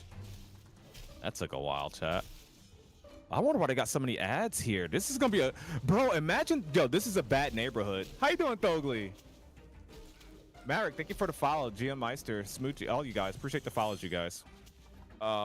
Imagine this being your freehold. This is what I call a bad neighborhood. Like if Ashes of Creation had like a really like a ghetto or like a crack house, this is that freehold.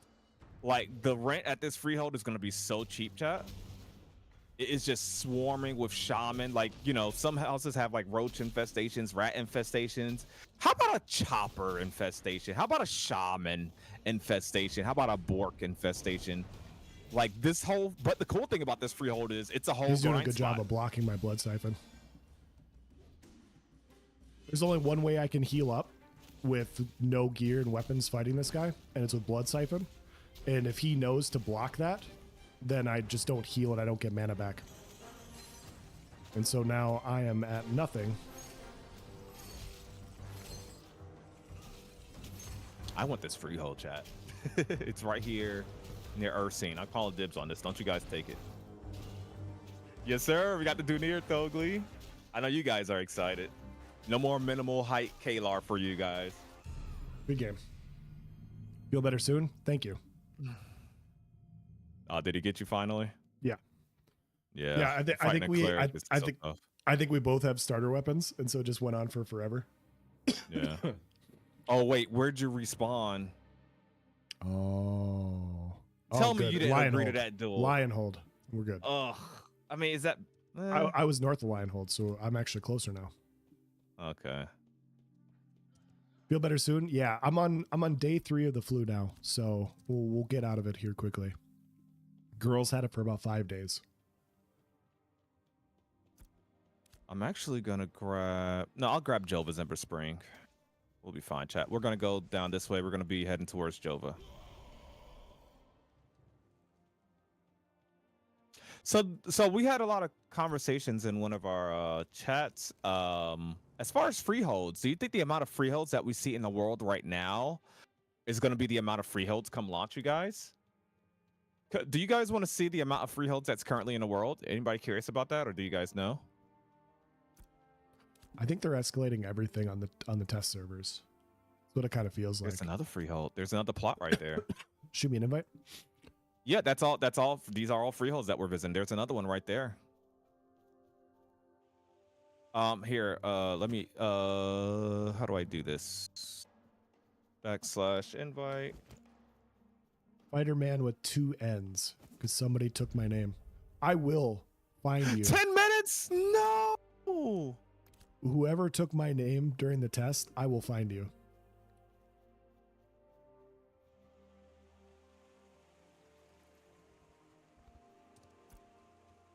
Where are you at?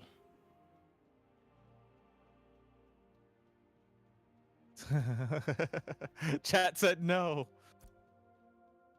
Oh, season just changed or something? That was laggy.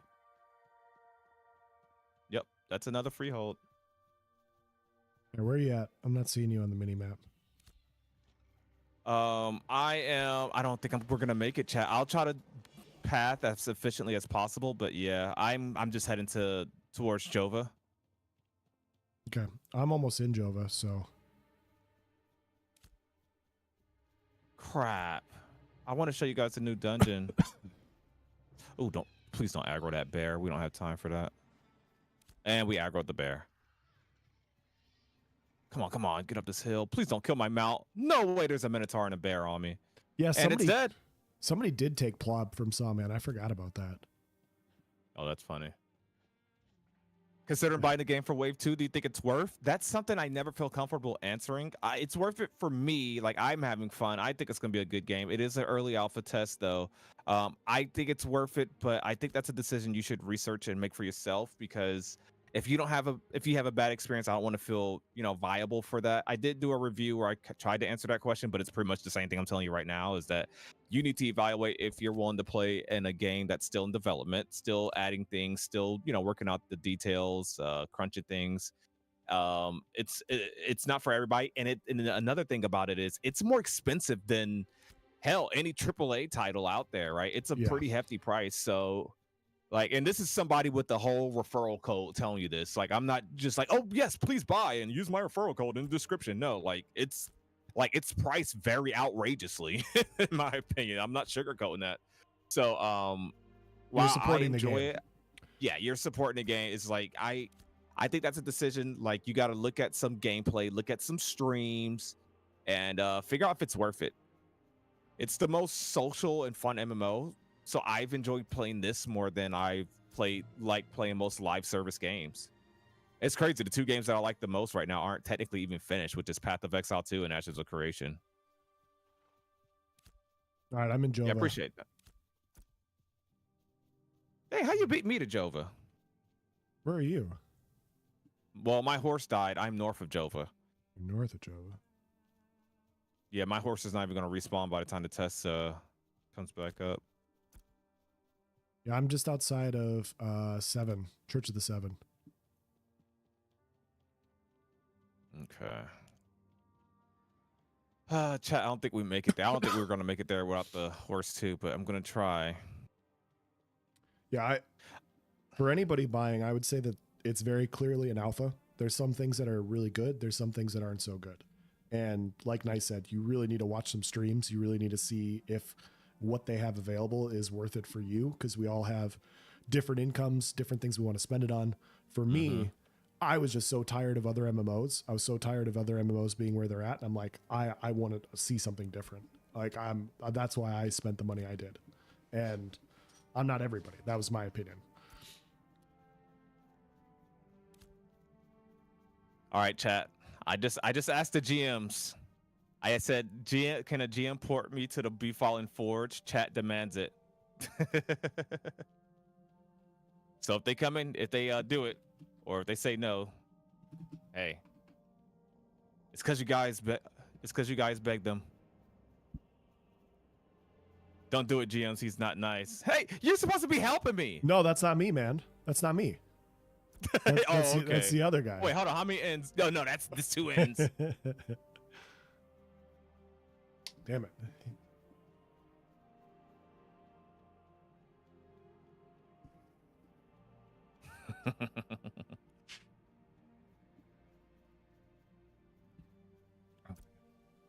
Thanks for the gear. It helped me win the Winstead versus Jova war. Let's go. You're welcome, Sebroff. Yeah, I dueled Sebroth on the last day. I was like, damn. Nice. I was like, damn, he's hitting hard. He's like, yeah. He goes, nice, gave me his gear. I'm like, yep. Yep, I can tell. That sounds about right. That's awesome. It was funny. He's like, dude, there's nobody on the map right now, and I'm trying to kill everything with this gear. I love it. I was like, I know what that feels like. You can shit on me real quick a few times. Yeah. 110 right now is at least cheaper than $15 a month until launch, if that's the alternative. That's true. I guess that's true. Yeah. Very true. I expect launch to be quite a far ways out, so. Oh, Parador said 1v1. Oh. I'll 1v1 Planendorf at the Forge. Let's go. Let's 1v1 a dev, chat. He better give me some decent gear if he does it, though.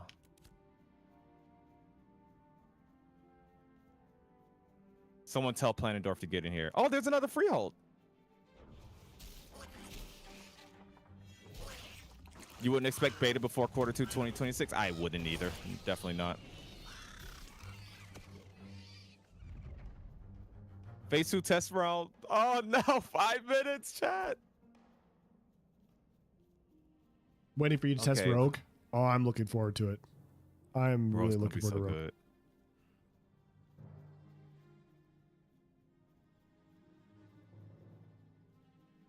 How you doing, Demon Hunter?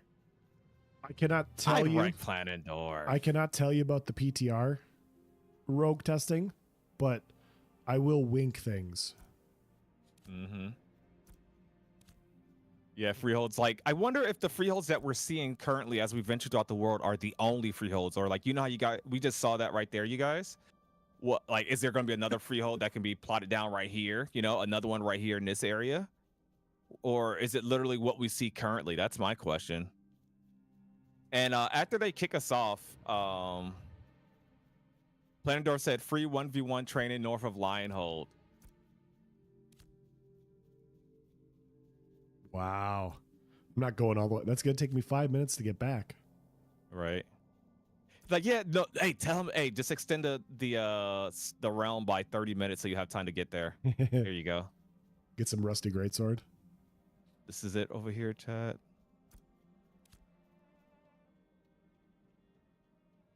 Stealth Nightblade-esque? Yes. It's supposed to have stealth.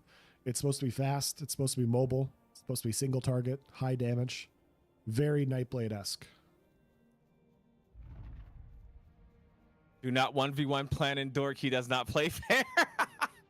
I love it. Oh, damn.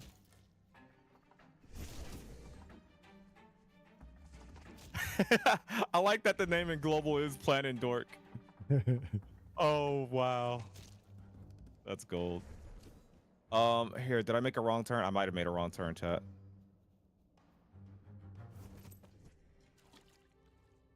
It's pretty obvious when you see it.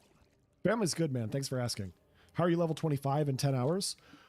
You see, I cheated, Deniska. You need to tell no. So they were doing a PvP test in the desert, and so they leveled a bunch of people to 25 to stress test the servers. I think we had 4 or 5 different raid level groups over there, literally duking it out for like 20-30 minutes just to see how the servers would handle it, and everybody over there got put to level 25 for that reason. So, and I was one of the people partaking. Nothing. Oh, they changed the entry. This is what I was looking for right here. I usually find this Thogly. Do I just keep going in this direction? Those flowers. I know that's the front door.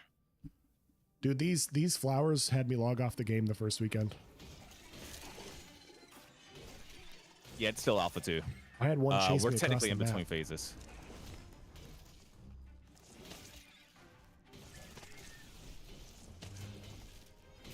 Oh, I think the front entrance is right here. Oh, I think that's it. Please. I think it's under this rock formation here. Huh? To the left? Oh, I need to go to the left this way? Up here? Up here, Dougly? Tell me, Dougly! Tell me! I thought it was that way. Yeah, I don't see you. No, there's a flip. There's just no flip whenever I'm sprinting and jumping.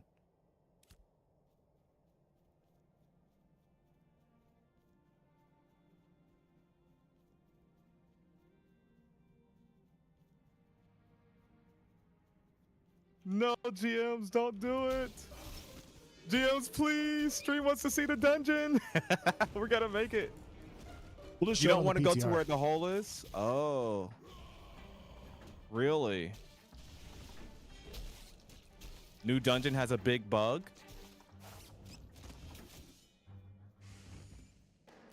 Okay, I'm lost. I thought the entrance was that way. Check your map. Oh, thank you, Thogly. Oh, fuck. God dang it. Okay, it says we're approaching it, chat.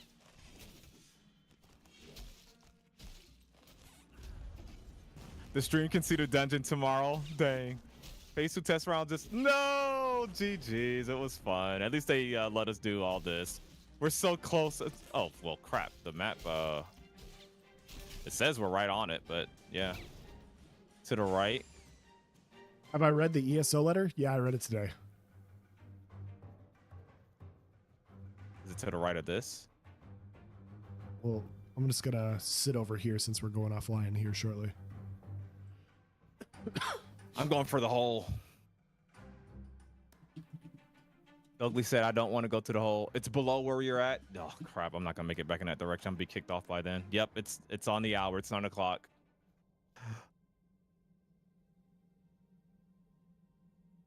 There we go. GMs, don't disconnect me. I just now found the hole. Am I sticking with fighter phase 2? Oh, they covered that. Yeah, probably. Okay, bet, Dougly. I'm probably sticking with fighter phase 2. Yes, this is live.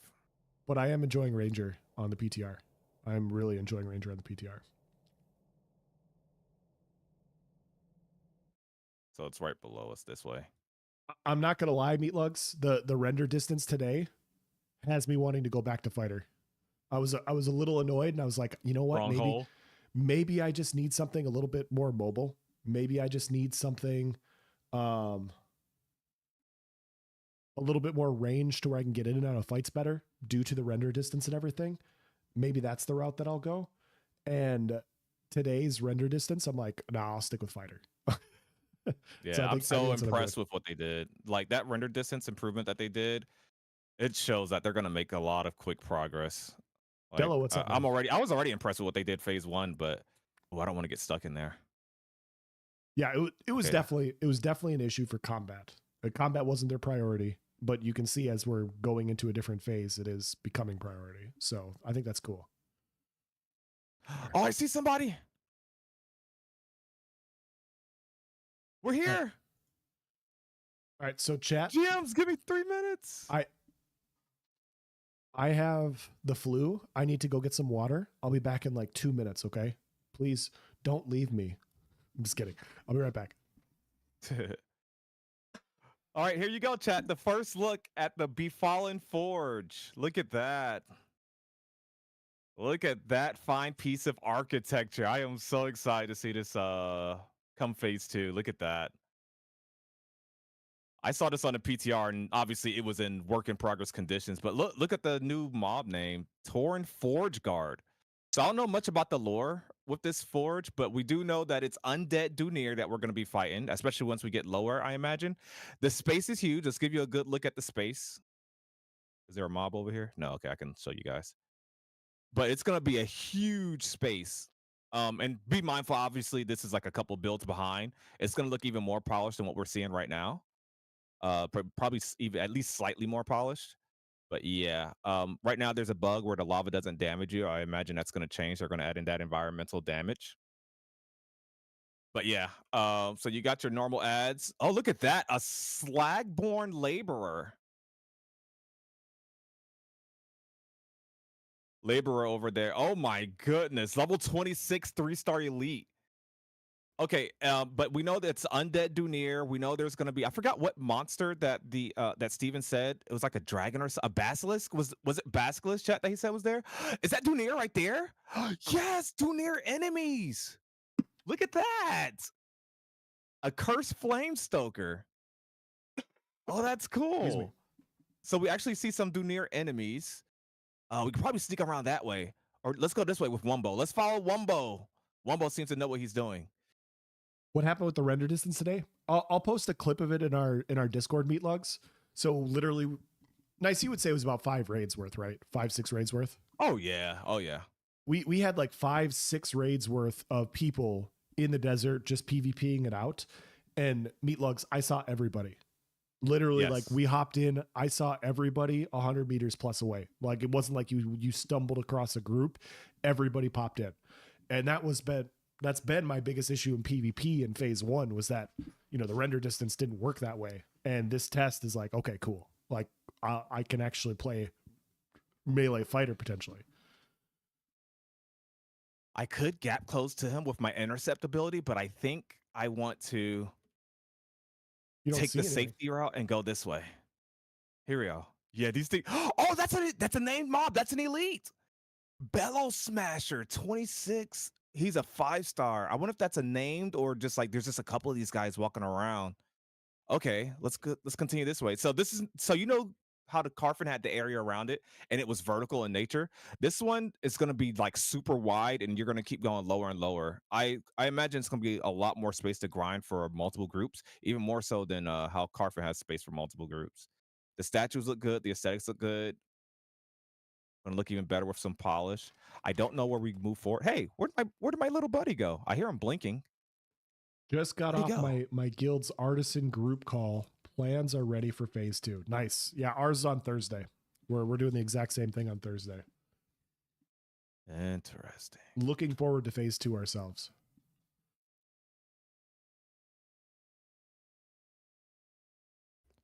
What I'm going to do, chat, because I think I got myself stuck down here. Let's go this way. Did I do a video about the ESO article today? No, I'm not going to. Yeah, that fall on deaf ears. Yeah, that everything that they talked about in that video was stuff I brought up back in 2020. I think it's great that they're recognizing it now, but just because they recognize it now doesn't mean they're going to implement it now. So I'll believe it when I see it is basically my stance. Look at that, chat. That's pretty cool. Pretty cool assets. The last time I did a video about a post from the creative director of that game, he did an entire discussion about how they were going to rewrite the server code. And he's like, yeah, it's going to take us this whole year. We have millions upon millions of lines of code. We're going to rewrite it. We're going to optimize it. We're going to make everything good. Yeah, they're very nice. And I was like, all right, cool. Like, you're going to optimize this. It's great. And, they said they were going to provide periodic updates. And so 3 months in, I was like, hey, what's the update on this? No response. 6 months in, I was like, hey, what's the update on this? 9 months in, what's the update on this? And then we got a year in and they go, yeah. So we tried to test and implement it and it actually made the servers worse. So we scrapped everything. And so this big post that they did about how they're going to make everything better actually was never employed because it didn't work. And so it's like, I don't know, you got to see how things actually turn out now. Like what they talk about and what is employed are two different things. Yeah, these are very nice gems that they let us have a little bit of extra time just to kind of adventure. I'm kind of stuck at the bottom, but we'll continue adventure, see if there's anything to see. I think most of the action's above us, but to be fair, I don't think we could be up there because those things will literally one-shot us, even the regular non-named elites. This is interesting. Good thing we can walk on a lava, though. I'm about to get the sickest thumbnail. Hold up. Wait a minute, chat. Let me cook. Oh, wait. Hold up. Wait a minute. Let me cook, chat. Terrible Plaz says, did you see the new quest that gives you full level 0 uncommon armor at the start? No. Where is this? That's big. I would love it. Yeah, tell me where it's at. I'll hop on the PTR right now and I'll look at it. I obviously can't stream it, but I'll show you later. There it is, chat. We need some better lighting on the face. There we go. Can I get that screenshot? No, let me zoom out a little bit more so we can see the dwarven feet. Yeah, there we go, chat. That's the thumbnail, chat. I think that's the thumbnail. Yeah, I think that's the thumbnail. Here, hold on. Let me just capture the whole window. Easy. Easy. Oh, wait, hold on. Let me hide my nameplate. There we go. Sorry, YouTube things. Remind Matt of that, and then whoever does gets banned for 72 hours. Yeah. Just I'd be wait and curious see. about that new quest as well. Yeah, I would want a full level of uncommon armor. That'd be nice. North of Lionhold, an NPC that will send you on a quest to New Ayla where you pick up fallen goods on the way. Okay. How you doing, Tech? Don't mind us. We're just being a lava dwarf. What happens if I click unstuck? Would it put me back at the top? I'd never used unstuck in this game. It'll put you to the closest Ember Spring. Oh, hey, this guy has a horse. Wait, we can have a horse out this whole time? Hey, it's Wumbo from earlier. Well, hello there, sir. You a lava enjoyer as well?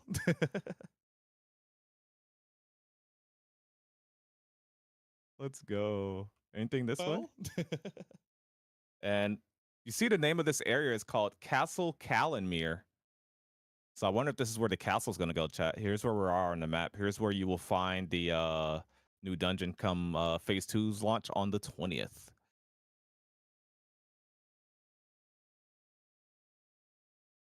But yeah, I can't wait to see the lore of this dungeon. Figure out what's going on, what the history was. I put some fake lore, some fan lore in the AOC main Discord. How the there's a bunch of undead Dunir here because King Altrax, I forget the name, but I think it's Altrax, something like that. Basically was experimenting on the Dunir dwarves in here. Pocket with the raid, welcome on in, buddy. How you doing? What's up, Pockets? Were you on? Were you on doing some testing? Were you out there in the PvP testing earlier? Pocket, if you guys don't know, give him a huge follow. He does a lot of like IRL crafting. He is the crafter that makes the best shit, okay? In real life, yeah, the event was fun. Like he's crafted some cool weapons, some cool helms. He actually crafted one of the I think shaman mask, maybe one of the shaman masks that Steven wore, has in his office and all. That's really cool. Really talented. Gives you the choice of heavy, medium, or light armor, which is nice. Holy cow. Okay, so we need to get information on that. Have him DM one of us. I need all the information of that quest start location. Yeah, he says you pick up 6 packages along the road and turn them in at the NPC at those tents by any city's Ember Spring piece of uncommon armor. Thanks, Graven.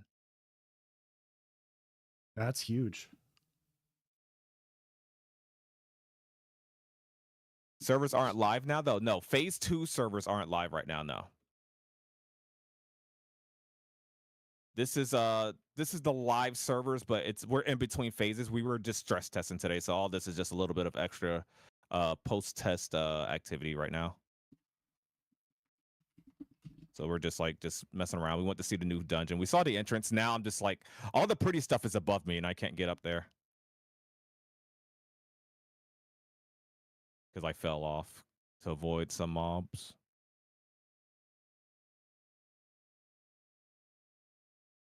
This has been nice, though.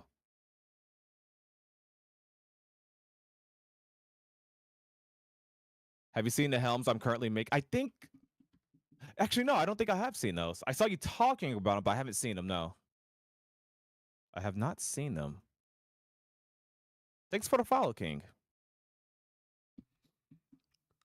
But yeah, we appreciate you guys being here for episode 69. Emphasis on the 69. It's episode 69, chat. This is a very special episode. Thank you guys for being here. Appreciate all the support today. Yes, raids, follows, subs, likes, all that good stuff. Can I not grab this? There we go. Okay, I found my way to civilization. Is that a... What is that asset right there? Hold on, chat. Let's see. Let's see. We found our way back up to civilization. Come on. Man, dwarves climbing sucks. They're so little.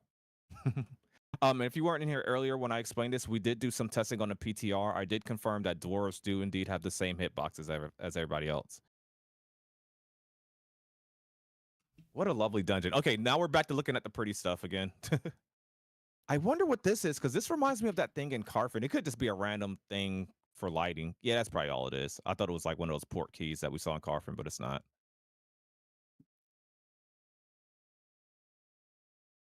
Are you still in the game?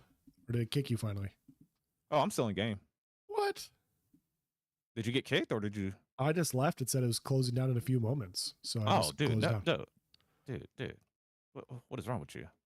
You have to be a fiend. You have to be an AOC fiend. You have to ride it out to the very last seconds, man.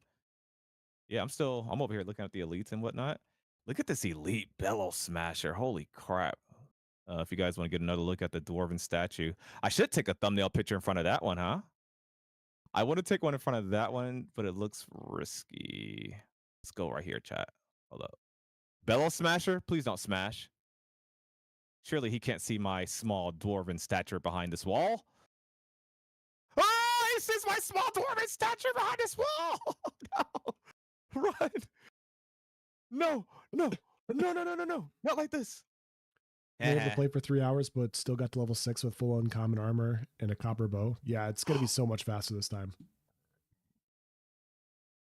So much faster this time. I'm sorry.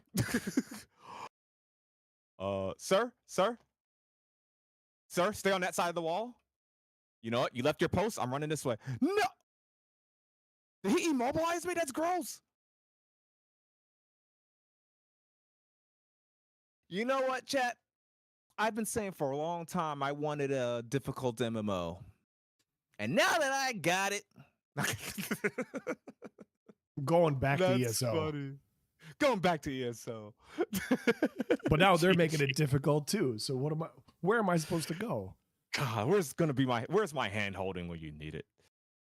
Am I on the other side of the map? I'm not too far. You know, if they're gonna keep the servers up a little bit longer, maybe we venture in again and find a different route. Yeah, you're missing it, dude. You could have been in a dungeon with me. I'll try and log in. That was fun. Thank you, Intrepid, for keeping the servers up a little bit longer so we can show that. That was awesome. We're gonna head back, chat, if we can. We're gonna head back. You know, this is gonna turn into a 24-hour stream. They're never gonna turn it off. Yep. Phase 2 starts early. Intrepid, I'm just simply trying to market the game for you. You know, I'm trying to help. It's not that I want to play. I mean, I'm just trying to help you guys out. I'm not being selfish or anything. I just, you know, the people want to see the dungeon. We want to get people hype. You know, let's just go see if we can explore maybe a different direction inside the forge. I wish they would, you know how they did the giant, well, they record the giant stream with the monster coin and all that. They did that on the live server. It'd be cool to see them. Well, I guess that's what they're going to do on their stream. Friday, is it? They're going to adventure through the Befallen Forge. I wonder how many people they're going to need in their raid to explore through it. That's going to be interesting. Wow. Let's head back there. But yeah, I'm so glad it looks different. So when we saw it on the PTR chat, it was like still a bunch of gray boxes. The statues weren't like actually there. So seeing it like a little bit more, I know you guys, you know, it probably doesn't look polished and, you know, fleshed out, but just seeing the progress that it's already made, it's like night and day. All right, Plaz, you're gonna have to show me where this gear's at. I'm very curious now. Oh yeah, that's what you could be doing. The trying to figure out that quest. You said north of Lionhold. We're traveling. Nice. Here's the freehold. With no mount. Oh gosh. just hopes and dreams. That's what we got right now. Man, well, my mount was dead. I was using my gap closers as often as I can. Yeah. Damn, these freeholds are really bad neighborhoods. You know what? I feel like Steven doesn't want me to see what's going on inside of there. I bet there's something really good in there. Why else would they randomly put all these elites over there? Hold up. Whoa, this seeker is seeking me. Let me mind my business, actually. I'm not trying to get ran down. Just north. Okay. On my way. Go for a little swim here. All right, warrior. I need you to stay still, because...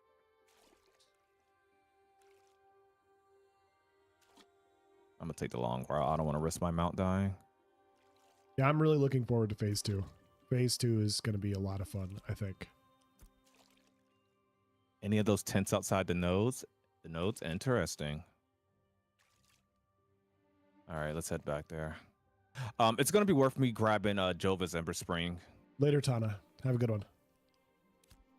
But yeah, episode 69. I can't believe we've done this many Ashes of Creation discussions, man. Like it's insane. No gatherables in the desert yet. Oh yeah, I forgot to even test it. I didn't see any. Holy crap! How am I supposed to get through this dense damn kill field? I'm gonna have to go all the way around that way, I think. Or can I?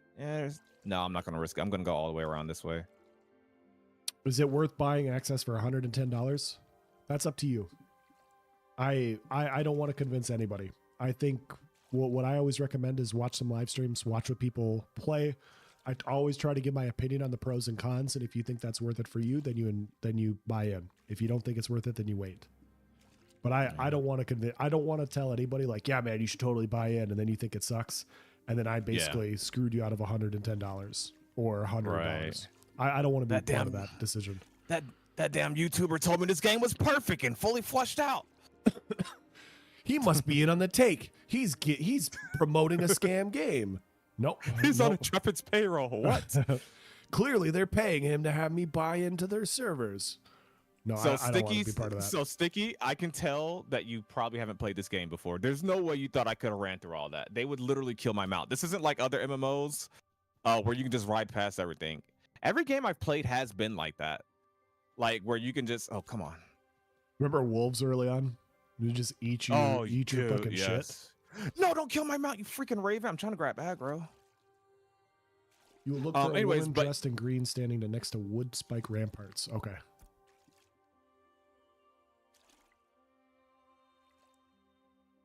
Up here? You can't just ride past mobs in this game. It's very punishing. Oh, that's a level 20 raven. I just realized that.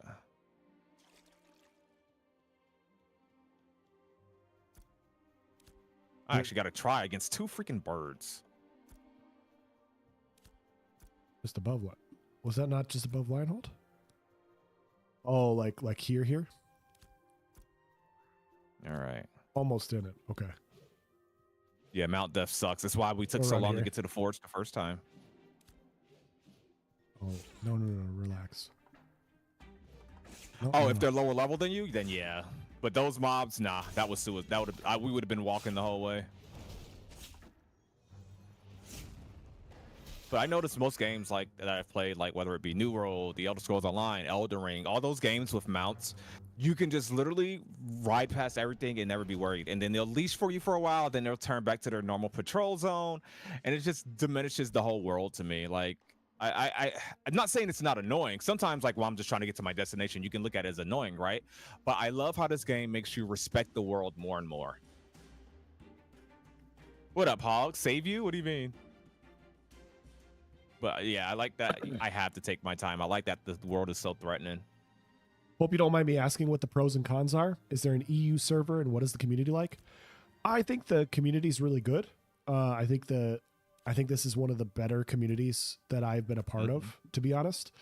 There is an EU server that you can partake in, and the pros for a phase 1 stress test, it functioned a lot better than I thought it would. I played MMORPGs whose combat wasn't as in-depth and sophisticated as this Alpha 2's.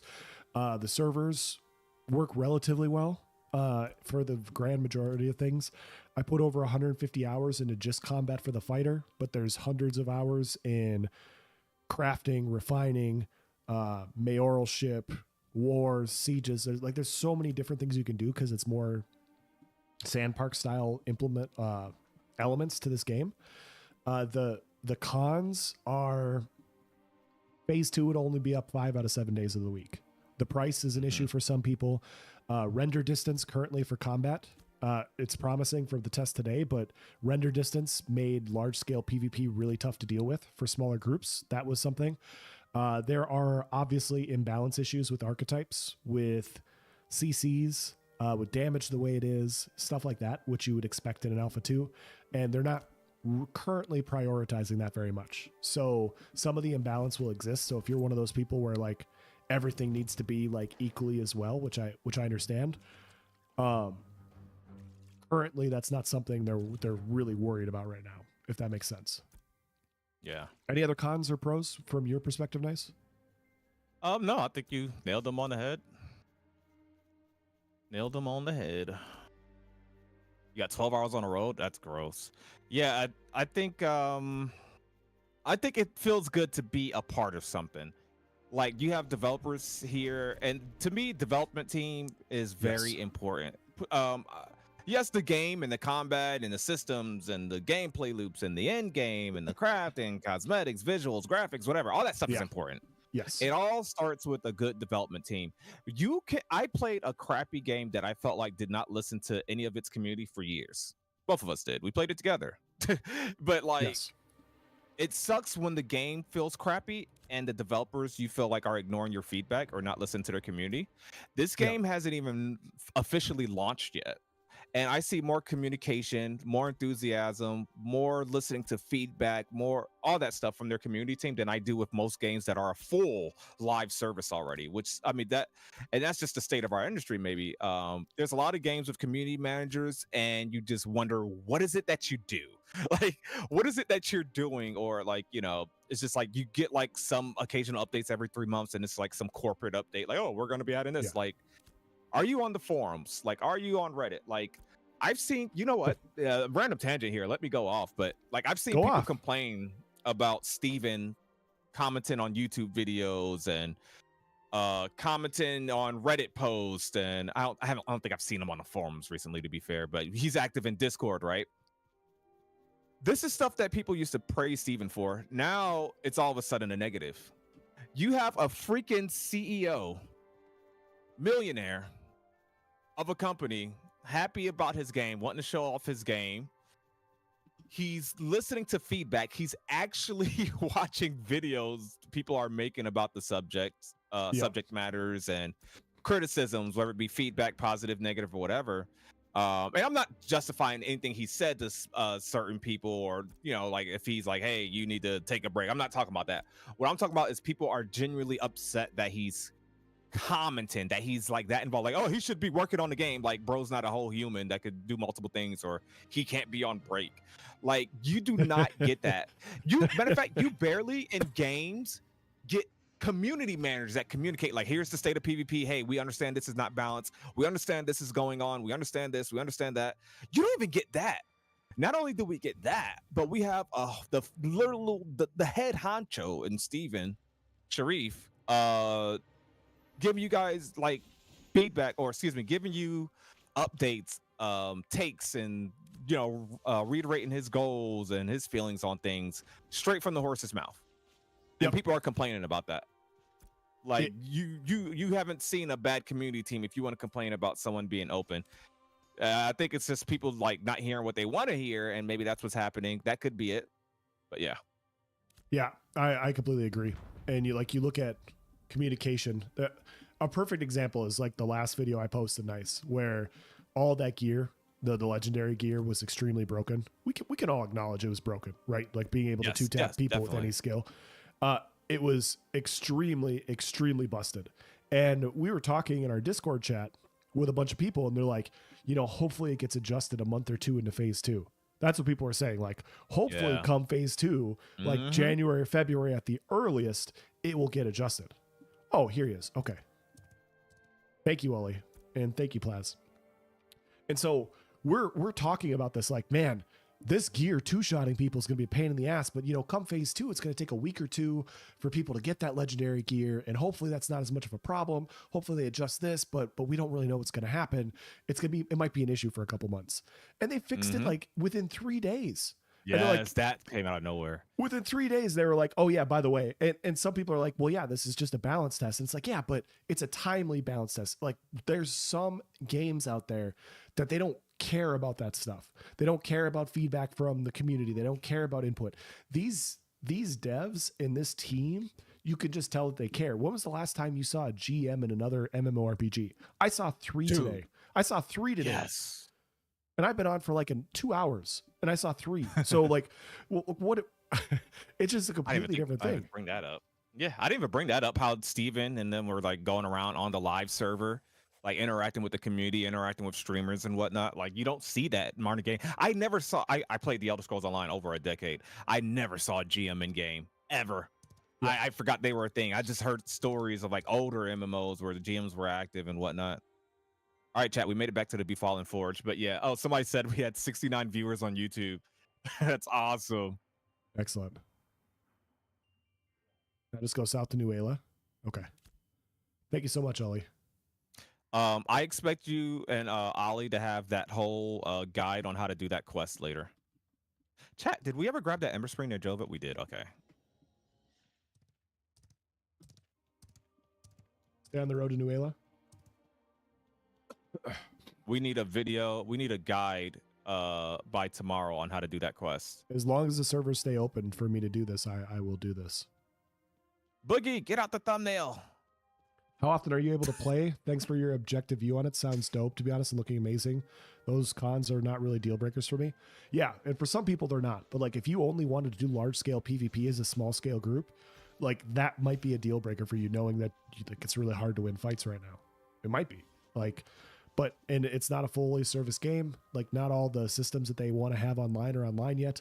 Caravan's bugged out. I haven't been able to use caravans for like the last 3 weeks. Like that stuff happens in an alpha. So but I'm having more fun playing this than fuck. Oh my God. Nice. I'm going to blaspheme here. You're going to who? I'm going to say something blasphemous here, I think. Ooh.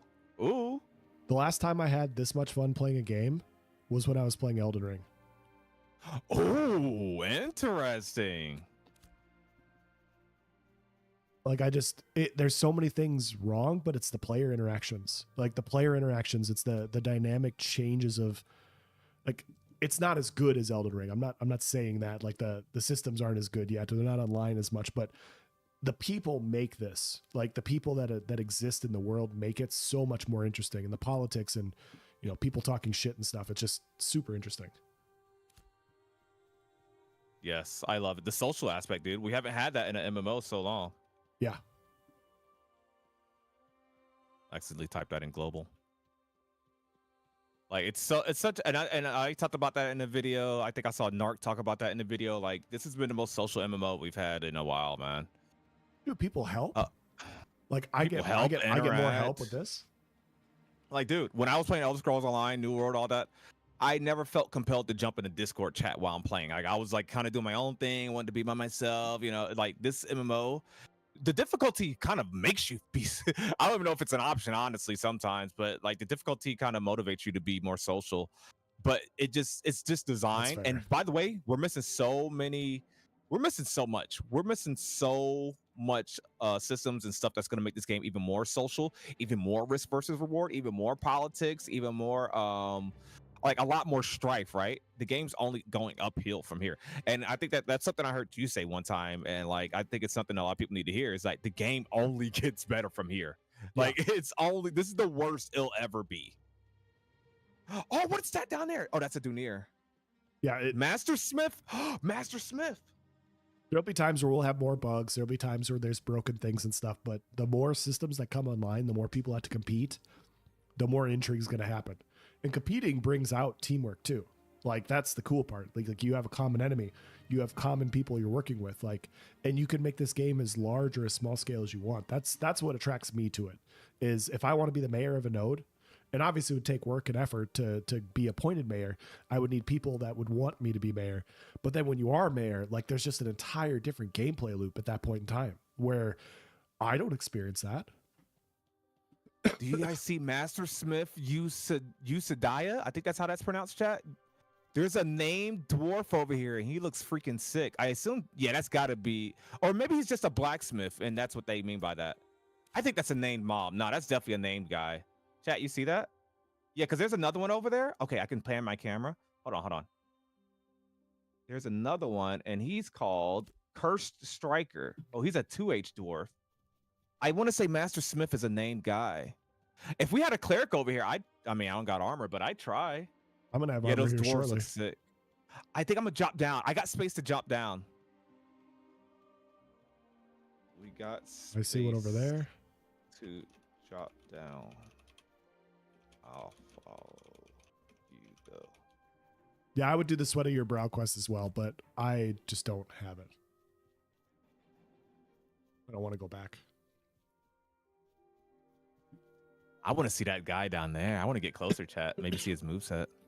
How often is it available to play? It's not 24/7 at the moment, if I understood that correct.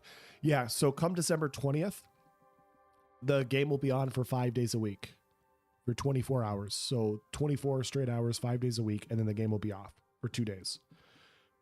And then come phase 3, it's supposed to be up 24/7. And phase 3 is in May. So I consider 5 days to be quite a bit, but that's different for people too. All right, chat. We're getting pretty. We're making progress. There's another administrator. Oh no! Did we just pull him? I think you guys might be in aggro. Another package. You're gonna die. I can't taunt him. Okay. I'm gonna run. Oh, he just murdered me. Can he come over here? Okay, I think we're this safe. new Maybe. quest is huge. Are there videos about the lore of this world? There is. There's a whole channel dedicated to the lore of Ashes called Lore Forge. I recommend them. You can check them out on YouTube. They're a pretty cool group of guys. I've been on their show before. Lore Forged. Oh no! Okay. Oh. Okay. Well, this sucks. We're gonna die. He's gonna get little.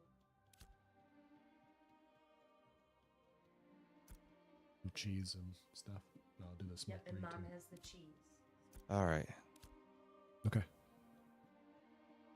No, that's right. They teleport. Come on. What is the leash range here? Well, at least I'm tanking them from the other guys, huh?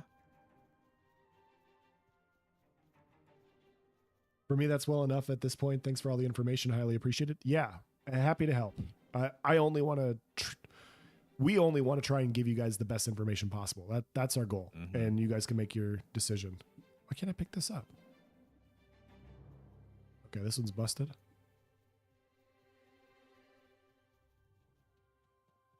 Is there Master Smith is over there? Is there only 6 on the side of the road? Do I have to relog if I want to pick this one up?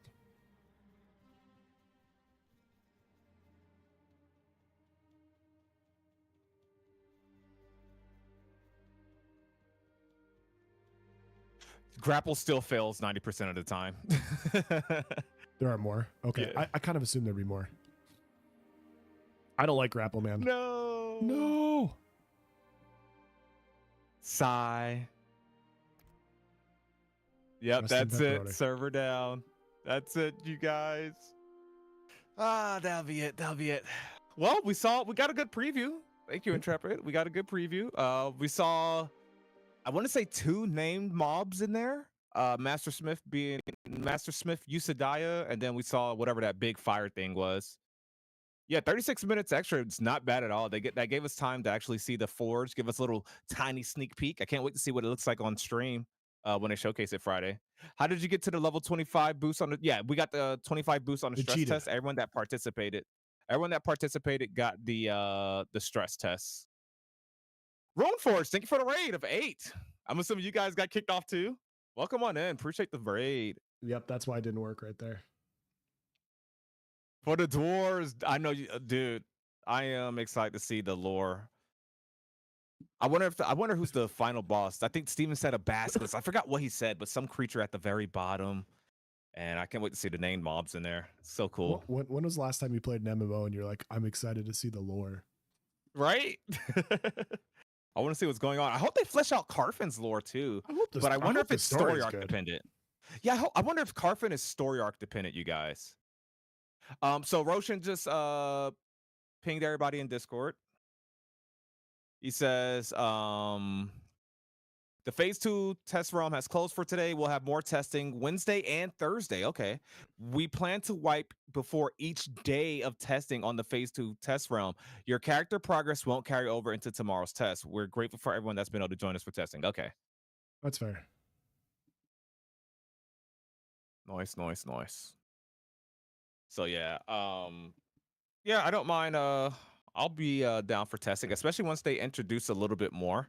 I still want to get like a jump start. I'm sure, like you guys, I want to get a jump start on freeholds. I want to know as soon as I load in. I know I'm not gonna be able to get it as soon as I load in because I want to level. I want to get to 10 and then start focusing on artisanship and all that other stuff. But I want us as a guild to be able to like go ahead and premeditate. Like, okay, here's the most efficient path to get a freehold, or here's how much gold we need for a freehold. So we got to run X amount of caravans. Here's the best freehold location that we found because it's near these resources, or this freehold is near this POI. This freehold is right next door to the dungeon, so we can do our high tier processing right there, and then go right into the node and get our crafting done. And that's going to be more convenient for our crafters. And plus, the freeholds has a storage system that multiple people can have access to. Um, so I think I hope that we are given gold and they progress the nodes. Maybe not tomorrow's test, but maybe Thursday's test, so that we can properly test the freehold system. There's no guarantee that freeholds are even going to be ready because it's still just because we see them in game doesn't mean like they're going to be ready. We were told Yeah. that freeholds were something pending, so do keep that in mind. Do keep that in mind. Yeah, Intrepid's cooking really good. The dwarves, yeah. Yeah, freeholds, that's what I'm excited. That's what I'm excited to see. What up, Seems like Copium? it seems like they are slowly adding quests to help early game, like the one that gives armor. That's so big, man. Like that's Yes. so big for getting in and out. Like just if you look at it from a movement perspective for how the game functions, you want to try and get people out of Lionhold as quickly as possible. And having a quest that gives you like starter level gear so you get out on your way, that's really big. It's really nice. Yeah. How to become a mayor of the new node types. So we have node types, but I think every node is still going to follow the scientific node process, and that it's going to be democratic. It's still going to be like a popularity vote. I don't think we're going to have you'll see the icons better now. Like you'll see that new Ayla's military, Jova might be scientific, and et cetera, et cetera. But the election process is going to be the same. But I'm hoping that they actually give us some more up to date information on how a military node, for example, is going to choose its leader. We've been told a little bit of this, a little bit of that, but something recent and something for sure will be great. You hope to have node specific currency ready. Yes, dude. Yes, I'm hoping for all of it. How many of you? Just a show of hands. Show of hands. How many of you are considering becoming a citizen of a lawless node? So they're going to be nodes in the desert, which is a lawless zone, which means you can just get PK'd or you can scrap at any time. Do you guys think people want to be a citizen of those nodes? Like, is that going to be a thing? In my opinion, I'd be interested in it. Once I hit end game, like I'm level 25, the XP that doesn't bother me as much, and I feel like it's going to be an easy one to become mayor of. Nodes aren't lawless. Only lawless zone in the desert is the middle portion. Really? That I have not heard. At least in the test today, it wasn't. Okay. Interesting. Interesting. If that's the case, then that's a big deal. But yeah, I did notice that it wasn't lawless today, but I just assumed this is like for simplicity of testing stuff. But yeah, that would be a big deal if if there's like a little area around the desert that's not lawless. That would make being a citizen of it a lot more attractive, right?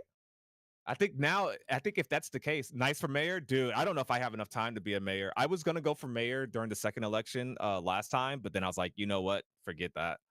Um, I'm between leveling and wanting to do stuff with my guild, and then I have a whole job, I got a whole family, and I don't want to gyp somebody like, hey, nice didn't log in today to change the tax rate or give us our new whatever station. It should be easier, especially with things being 5 days. And maybe I can do it. Maybe I could do it. And I think it'll be fun to see that side of the game. And even from a content perspective, right? So we'll see. If the people will have me, I'll do it. I'll do it.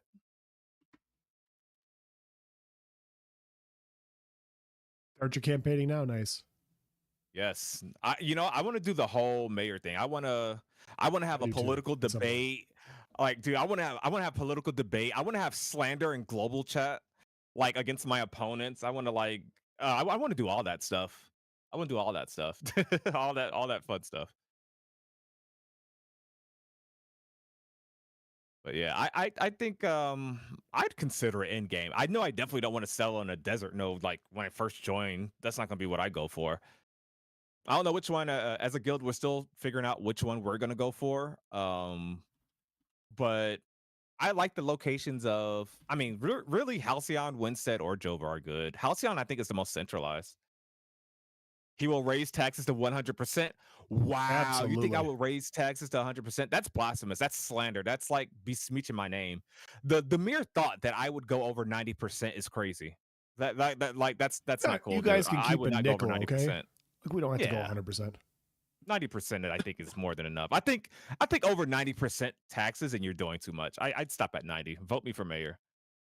There will not be tropical nodes. There will be eventually, but I don't think we're getting tropical nodes this time around. I could be wrong. Halcyon was the least developed on the test server today.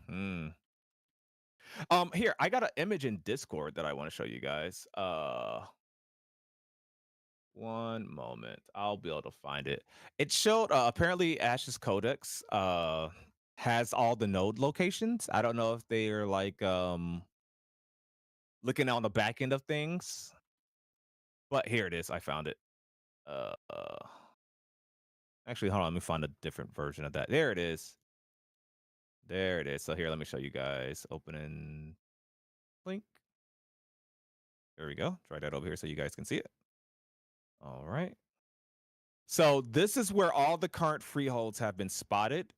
It's kind of like New World, where I'm sorry, chat. I'm drawing a blank. What do you call it? Where you can see the game's internal data?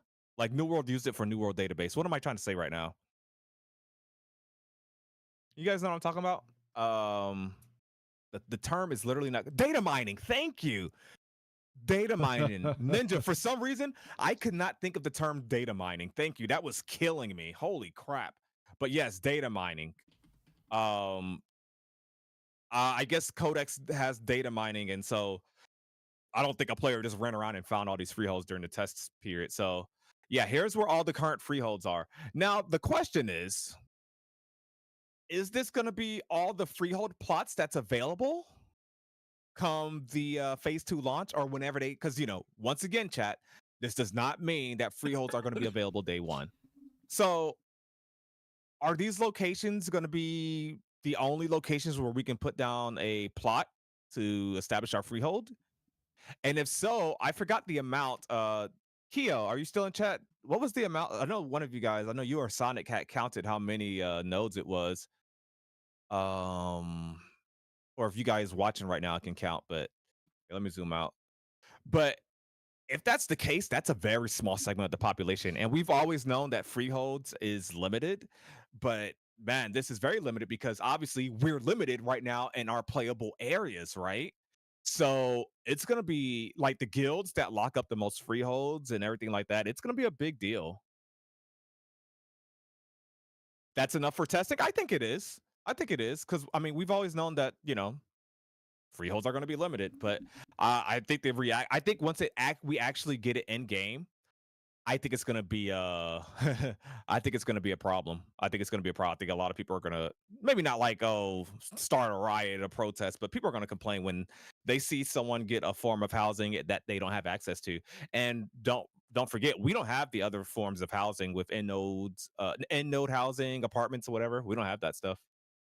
I hope the UI and all the systems associated with freeholds are fleshed out too, at the bare minimum to what we saw in the freehold stream. But I'm hoping the family system or the permission system to where someone can go grab stuff out of my bank if I can trust that person and set my permissions to where people in my guild can grab stuff out the bank. I know we don't have guild freeholds, but maybe we can like make sure that's available. Little quality of life stuff like that, right? But yeah, if I had to choose a freehold, I mean, I would imagine you want one close to your node or near a popular POI. This one right here to me looks the most attractive. Here, let me zoom in on it. Like right in front of Carfin, that's going to be clutch in game. And I Desert think it's needs not too far from Winstead. Desert needs to have some special resource to make it attractive, given how little general resources it has. Yeah, and that's their eventual game design, is to have different resources in different areas. We'll see how much of that happens early on. And then he says the freehold on the road between Halcyon and Winstead will be premium, since Winstead to Tropics is best caravan route, along with Grave Peak being directly north. Interesting. Baronies? Yeah, I'm not even putting stock into all that baronies and all that stuff. I think that stuff is either just talk or just very far away. So I wonder like what their progress is with that. I think we're gonna get a very bare bones first iteration of freeholds, and then eventually we'll get the baronies, we'll get the guild freeholds and whatnot. But yeah, I'm with you. I'm curious on what those will look like.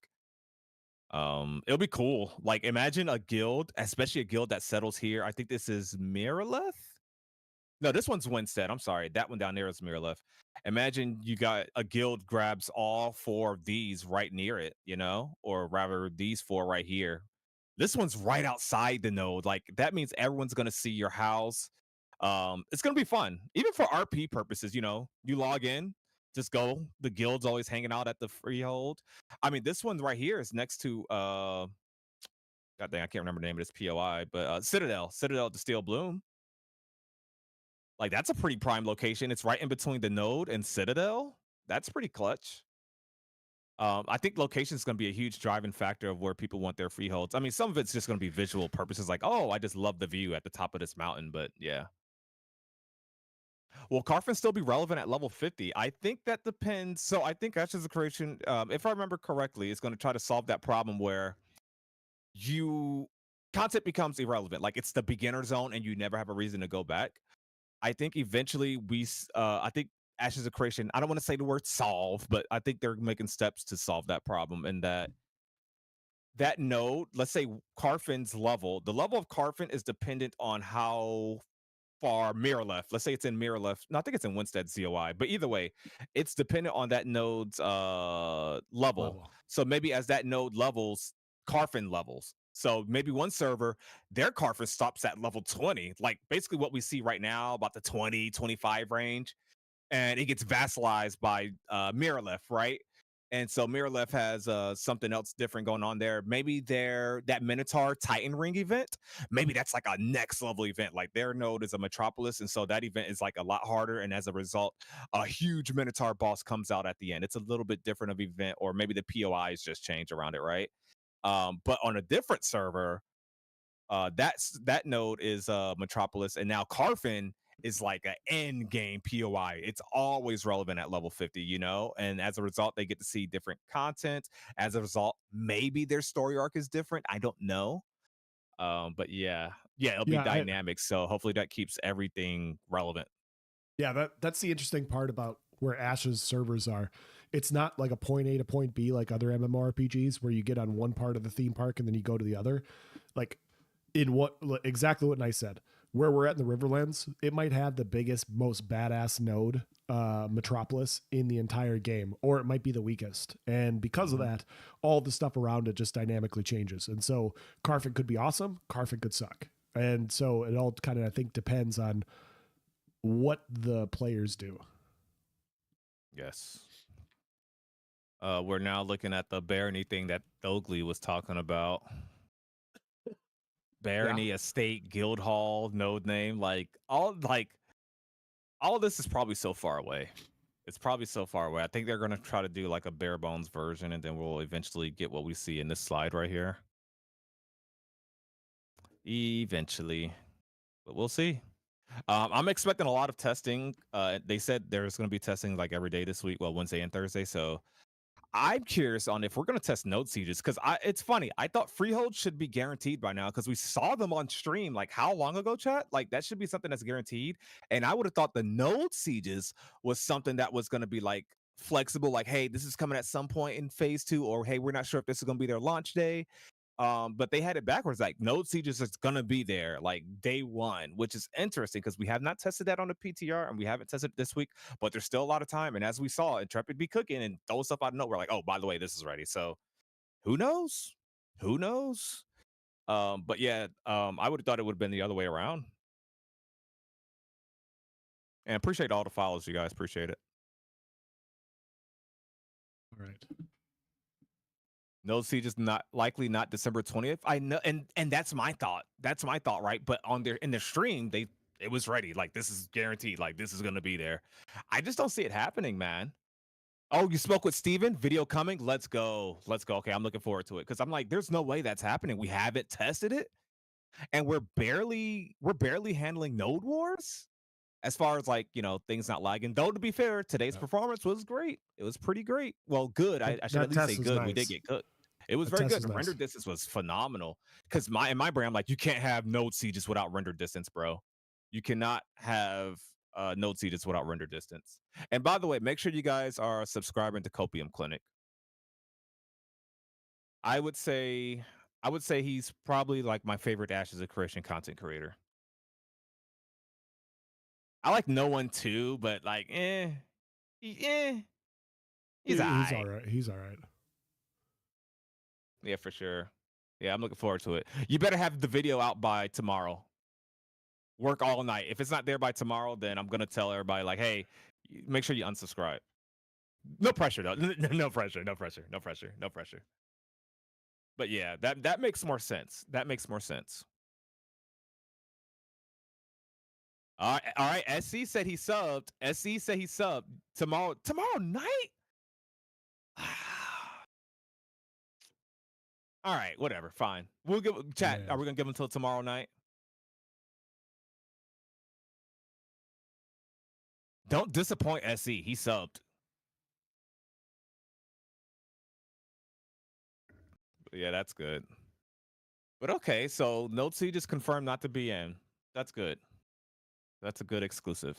Makes sense. Makes sense. Yeah. It means they're just streamlining to have Rogue out quicker. So Rogue December 20th. Rogue December 20th. Oh gosh. I kind of wish Steven didn't even say what he said. What did he say? January or like a PTR before the end of the year, whatever he said. He said you might be able to see Rogue on the PTR, and I'm like, fuck yeah.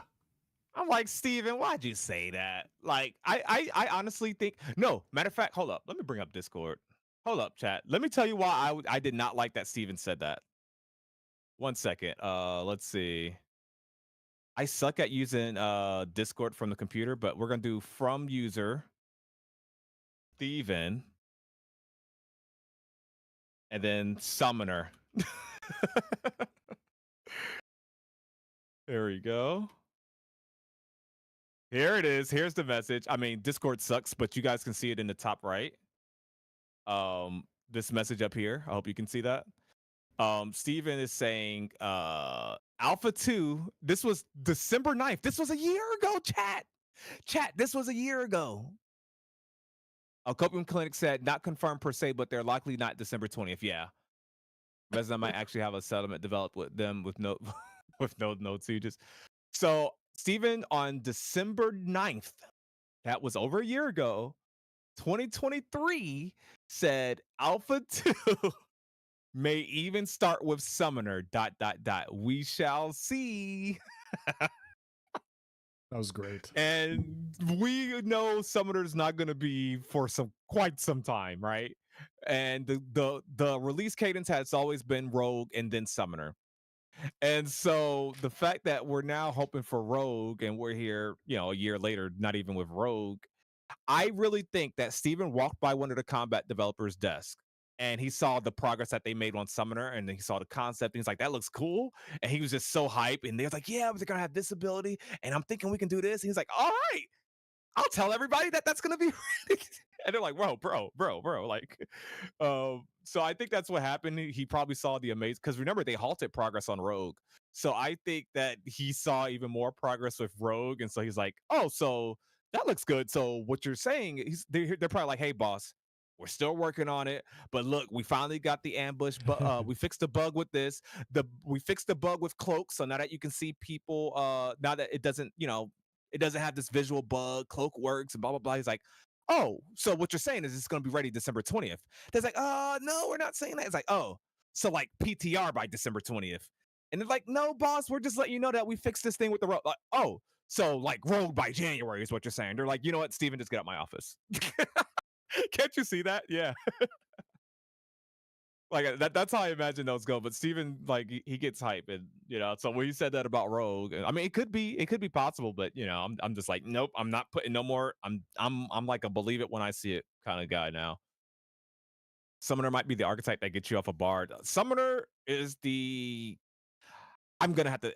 I when it comes to what I settle on long term, it's gonna be tank or summoner. I already know it. As much as I love the fighter, like I love playing the fighter, I love playing them on the PTRs, but it's so good. But it's gonna be one of those. I love pet classes. I think it's the Guild Wars 2 Necromancer / Summoner that made me fall in love with pet classes. Really, The fact that you can actually be a necromancer as a summoner is a big appeal for me. Like true. that's huge. Summon the dead, do some cool necromancy shit. Like I'm looking forward to that. Looking forward to the fact that it's a jack of all trades, so you can be, healer, tank, damage dealer, and you can kind of obviously you got to switch skills in and out, but it's cool that you have those options, right? Like you could just have something instead of leveling up everything. So looking forward to that. Atash says, how do we feel about Summoner having the ability to summon people? So I'll be honest, I was disappointed when the cleric had the resurrect, and then the summoner supposedly is not going to have one. I hope the summoner has a resurrection, but it's like a worse than the cleric one. Like maybe they start with less resources, or it's like a really long. Like you gotta, like it's like a really long cast time, like a whole chant and ritual. I don't know. You take 5% more damage for like 5 minutes or something. Yeah, or you got to give them 90% of your health and summon them at full health, and it's a long channel.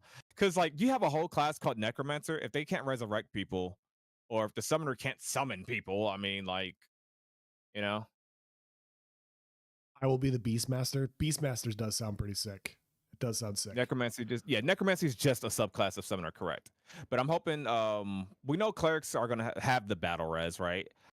I wouldn't mind if summoners were able to get some sort of battle res, even if they want to do something different with it, or I don't know. All I will say is I have high hopes for both the summoner and the rogue, because Nice and I have been doing a podcast about a game we haven't been able to play for over a year now. We're on episode 69, right? And so most of those episodes were when Alpha 2 was not out yet. And so we would talk hypothetically, like, what do you want to play the most? What do you want to play the least? And we'd give our rankings. And I will say, after actually being in and playing and watching other people play other archetypes, there's not a single archetype right now that I don't want to play. Like I'll watch a mage do some cool shit, and I'm like, fuck, man, I kind of want to play mage. That looks sick. Yep. I watch a tank come in with a fucking wall, and they drop it down, and they drop down defenses, and they start beating on people with trips, and I'm like, fuck, man, I want to play a tank. I want to just bully people. And then cleric and bard are, that's obvious. So, but yeah, every single archetype looks good, and so just by that, rogue and summoner has to be good, or else the community is going to say, I send it back, make it better. Send it back, make it better. And so I'm looking forward to both. What we doing for episode 100? No plans yet. We gotta do something big. We gotta do. No, don't pay attention to what y'all just saw on screen. Don't pay attention to that. But yeah, no dedicated plans. Maybe we'll have Steven on or something like that. Maybe Steven or Margaret or one of the combat devs. That's who I really be wanting to talk to. Yes. Like I know there's like, not every company lets you talk to every employee, that's PR training, but like, yeah, and we know they're busy. But I would love to talk to someone that's responsible for an archetype, or someone responsible for combat, or just any specific role. I think it'll be interesting. I mean, hell, even someone that's in charge of nodes, like stuff like that would be cool. The lead developer of Rogue, if you want to hop on and like we can nerd out while Nice just commiserates in Rogue's shitting on him for like the next couple of months, that'd be so much fun. That'd be so much fun. Yeah. If you have Steven on, I will drop much. We had Steven on for what episode was that technically that we had Steven on? Like 10 episodes ago, like 55-ish, I want to say. 56? Yeah, I want to say it was somewhere in the 50s, late 50s for sure. That was a lot of fun. Steven was very gracious, like very, very gracious considering his busy schedule. Yeah, man, that's a busy guy. And I think he had fun. I think we all had fun. It was a good talk. But yeah, Um, let's see. We're pushing 3 hours here. This has been a fun stream. A lot of like good conversations. We got some PvP in there. We got some testing. We got to see the Dunir venture throughout the desert. We got to see a little small preview of the new dungeon, which was pretty cool. I'm glad the developers kept the servers online just a little bit longer so we could see it. And then of course, I think this is very interesting. This freehold location. I wonder if it holds true. Um, and if in case you were wondering what this was, if you just came in. So yeah, I think that's I just want to really min max getting a freehold, dude. I want to get it as efficient as possible. Oh, there's one on the island right here. I wish I would have looked for that. Maybe I did run across it. I did kind of take this. No, I don't think I did today. But there's one on a little island here. Now that's pretty sick. That's pretty sick. I bet a Nakula would want to settle there. But yeah, we are gonna call it here. Is anyone still live? Maybe that we could raid. Let me go take a look. See here. I'll sound better for the next stream, guys. I promise. Oh yeah, can you guys just progressively hear no one's voice getting worse and worse? Just losing it. But yeah, if you guys haven't already, don't forget to follow No One on Twitch. Sub to him on YouTube as well. Don't forget to follow me on Twitch if you're here. Make sure you're followed. I am going to be streaming launch. We are going to be leveling. I've been like really stuck. I'm like, man, I've been loving fighter on a PTR. It's just like it's just built so different. It's just a whole different experience. But man, I'm just gonna tank again, chat. I love tank, and I look forward to updating my tank guide. But if I you think go I'm gonna fighter, do I'll tank. go ranger. Okay, now I want to go fighter. It's gonna suck because I'm gonna have to always find. We're gonna have to find tanks, but I mean, you know what? Our damage. I mean, maybe we can't do the same grinding, but you know, maybe you know, are you gonna do? Will you do ranger for you? I would do like I put myself in as a flex, so I can do whatever. I can even play tank. I'll do fighter. I mean, I feel like I've done what I can on fighter. I literally did a dedicated feedback, basically to Intrepid, like saying, hey, here's what it needs to fix, and you know, I could update my tank guide for phase 2, but I don't think much has changed because they haven't announced their balance changes as of yet. But maybe I should do fighter because I've been loving on the PTR. And do we have any players that play fighter in chat? Because I know no one plays fighter. So, my question is, as a tank, I didn't realize this until I've been playing fighter on the PTR.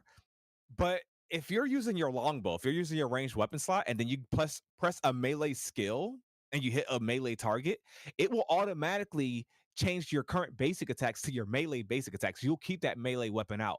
And that is such a sick quality of life thing. It's just so smooth, so cool. I think there was, don't quote me on this, but I think there was even a scenario where I was using my greatsword and then I got out of range and then it automatically swapped to my bow. I forgot the weird scenario where that happened. Maybe it wasn't intentional, but like it looked like it was using smart auto attacks. Like, okay, we see that you're not in range for this. We're going to automatically do this. Or, hey, you're using a longbow. We see that you just used overpower or your cleave. Go ahead and keep that greatsword out. Obviously, you're in melee range. And it felt so smooth. It felt so smooth. You're watching No One's video right now? Let's go. Watch my fighter video. Oh, boy. I hope they let us use all the weapons on December 20th and not the start 5 only. So I was hoping the two-handed mace and the spear will be in. They put it in the patch notes, but apparently that wasn't supposed to be a thing. Dude, if spear comes in, it's going to be really hard to not play fighter if they got a spear. It's two-handed spear, huh? I want a one-handed spear. One-handed spear and shield. No. Oh, I want a one-handed spear. Guys, this is where we differ. Like, this is probably the thing that Nice and I are going to fight the most about. Because for me, New World spear is peak. It's so good, and it's a two-handed spear. And for Nice, there's nothing wrong with it. He likes the spear that's in Elden Ring so that he can have the shield and he can do the thrust pokes. Spartan style. I don't like that. I'm just is not as much. For whatever reason, it's like the animation just doesn't do it for me.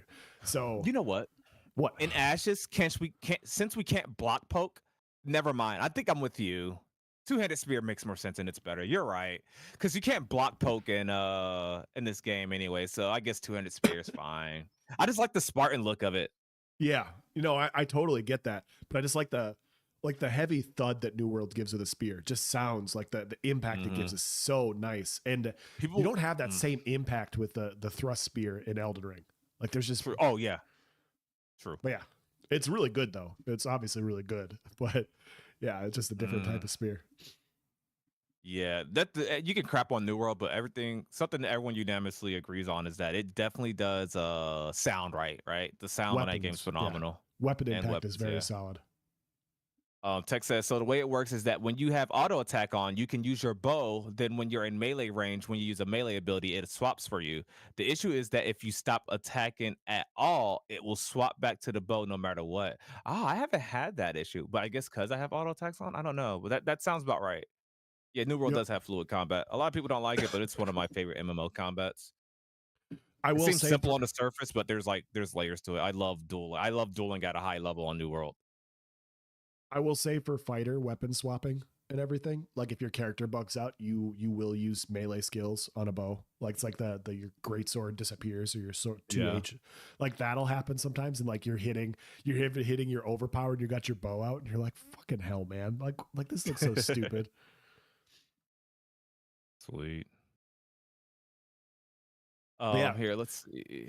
whatever character I play next is a placeholder for Rogue, anyways, because it's coming out like within the next couple True. weeks. So I can play whatever. I don't care.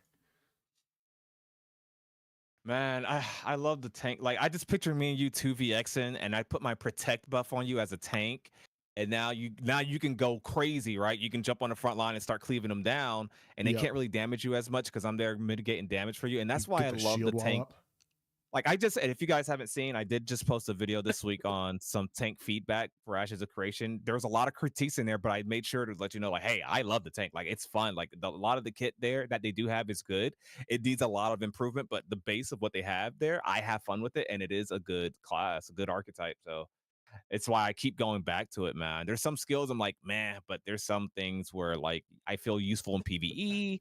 I actually feel useful in PvP, even if I'm not doing as much damage. But like, there's some fights where I know, like, okay, me throwing down that damage shield is the reason that guy survived, or me having protect on Yes. that cleric is the reason why he was able to eat that cleave attack by the boss. So I do have fun with the tank. So don't listen to me, chat. I'm like indifferent right now. I'm going back and forth between fighter and They all tank. look good, So man.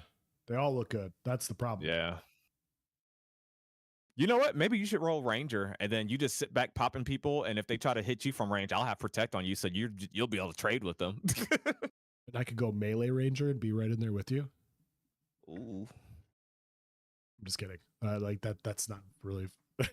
I'm just kidding. But yeah, But I might do a YouTube poll. I'm not saying the results of the poll is going to determine it for sure, but I may do a YouTube poll and figure out which I'm going to play. It would be nice to have a new experience. I have actually enjoyed leveling with the fighter because I can actually do damage. My skills have damage on them, and I got skills actually do something.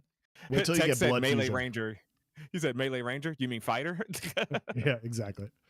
Wait Yeah, till blood you fusion get looks sick. wait till you get blood fusion for PvE mobs. You're gonna be like, this is fucking dope.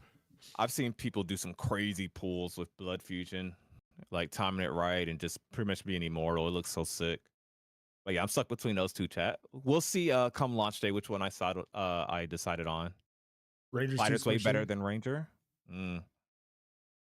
I think currently right now Ranger's better than fighter. I think it just with damage where it's at, it benefits you to be outside of. It's easier to level. It's easier to level solo. Fighter gets a lot better at around level 12 when you get blood fusion, but getting up to level 12 is a little bit of a pain in the ass. Like it's a lot of sitting, waiting around, a lot of damage you're taking that you don't take on other archetypes. And so I love fighter. I think fighter's awesome. I'll probably play that though. That's probably what I'll play, but it definitely has its cons right now, especially with where the meta is at. Yeah. Who am I kidding? I'm just gonna play tank, chat. Fighter's bad in PvP greater than 5 players. You know something I do like about tank though, and rolling tank is I feel like that's gonna be my best chance of pulling off an like a true outnumbered fight where things are like if like without one person being dumb under leveled.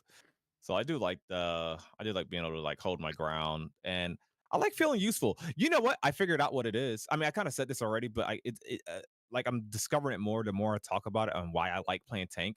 And this game rewards me for playing tank the way no other game has in PvP scenarios. Yes. Because this is a PvX game. When I played a tank And I had videos on my channel where I'm just tanking the whole server in the Elder Scrolls Online. Perma block. I got 2 sets over automatically healing me. You remember my his set Mars bomb on Elder Yeah. Scrolls Online, just autopilot, and then you just sit there and perma block. You're just trolling. You're not useful. All they got to do is ignore you. This game with like the taunt ability, and I talked about this in the video, I can taunt someone. So now they deal 30% less damage to everybody else. And I got normal to me. So now they're incentivized to focus me.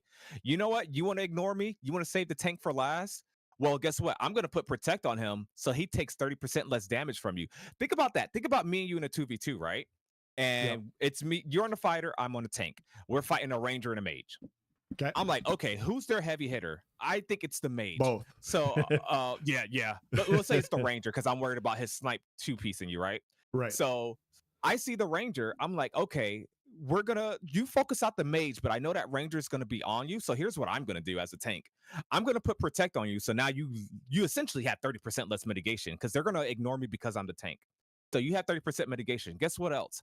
I'm also going to taunt that ranger so that they deal 30% less damage to people that's not me, which also helps the protect have to redirect less damage to me because that's Yes. less damage being redirected. Because guess what? They have 30% less damage dealt to you. And then so you have 60% mitigation against that ranger. You see what I'm saying?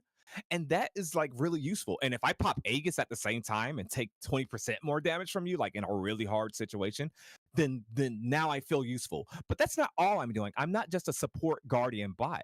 Now I also have a little bit, I'm doing my auto attacks, but I can also trip him. I can also do my trip into Desolate. He tries to run away because you're pressuring him. I can grapple him back towards us. I see he's trying to escape. I can put a wall behind him.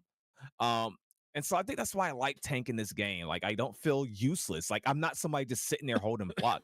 Me and you have fought like 1vx outnumbered, and there's always that one tank in a group. He's just sitting there chasing you, holding block. It's like, bro, you're so useless. You're not throwing Yeah. heals. You're not helping your team. I'm just gonna save you for last, and then eventually the tank is the last one standing, and then we're 2vx. We can focus that last guy out. Yep. So Yeah. I will say, every time a tank wall goes down, I'm like, thank you for giving me something to line of sight. That thing is so fucking good. It's so good for so many different reasons. And I'm like, we'll be in different fights, and we'll have tanks in chat. I'm like, drop a tank wall. Somebody drop a tank wall because it breaks I need healing. something to hide behind. It gives me line of sight. It breaks healing for the other group, so it's tough to heal around. I can't jump over it. Like fighter has a leap skill, and we had somebody at low health, and I went to leap on him to execute him, and somebody put a tank wall up in front of him, and I couldn't jump over the top of it. Literally saved his ass with a tank wall, and I was like, bro, that tank wall is so good, man. It's so good. Yeah. A tech I started doing towards the last day of the test is something fun you can do is you can pull people in because I usually go for grapple into the trip. But I've also learned like if it's a ranged person or someone I know is going to run away or someone really mobile like a bard, I'm starting to experiment in PvP with grapple pull and then you put the wall up right behind them so they can't backpedal back towards where they came from. You pull them from your group. From their group, and then you put the wall right there to shield them off. And now, guess what? Yep. Now their cleric heals can't get to them either, and it's pretty sick. Yep. Yeah, that's exactly what we're going to be talking about later. It might be the best skill in PvP.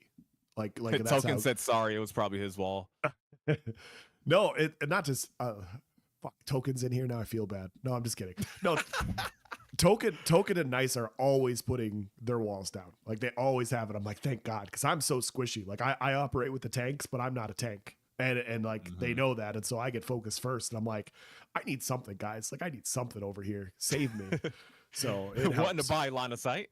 Yeah. Please give me line of sight. We're in the middle of the field here. I'm getting fucked. Right. Yeah, I think that's something I'm gonna start trying to experiment with more is like walling them off from their healer, their cleric. But all right, we have hit the 3-hour mark. Yes. I'm likely not going to stream this week until Friday, you guys. Video wise, I don't have anything in the shop unless I finish the top 5. But yeah, appreciate you all being here. This is a really, really fun stream. I really enjoyed this. Appreciate you all being here. I don't think no one's in the AOC category besides us. Not. So yeah, we'll call it there. Once again, Appreciate the support. Don't forget to like, subscribe, all that good stuff. Thank you so much, everybody that subscribed on Twitch, YouTube channel memberships, Patreon, all that good stuff. Remember, phase 2 is December 20th. We are days away.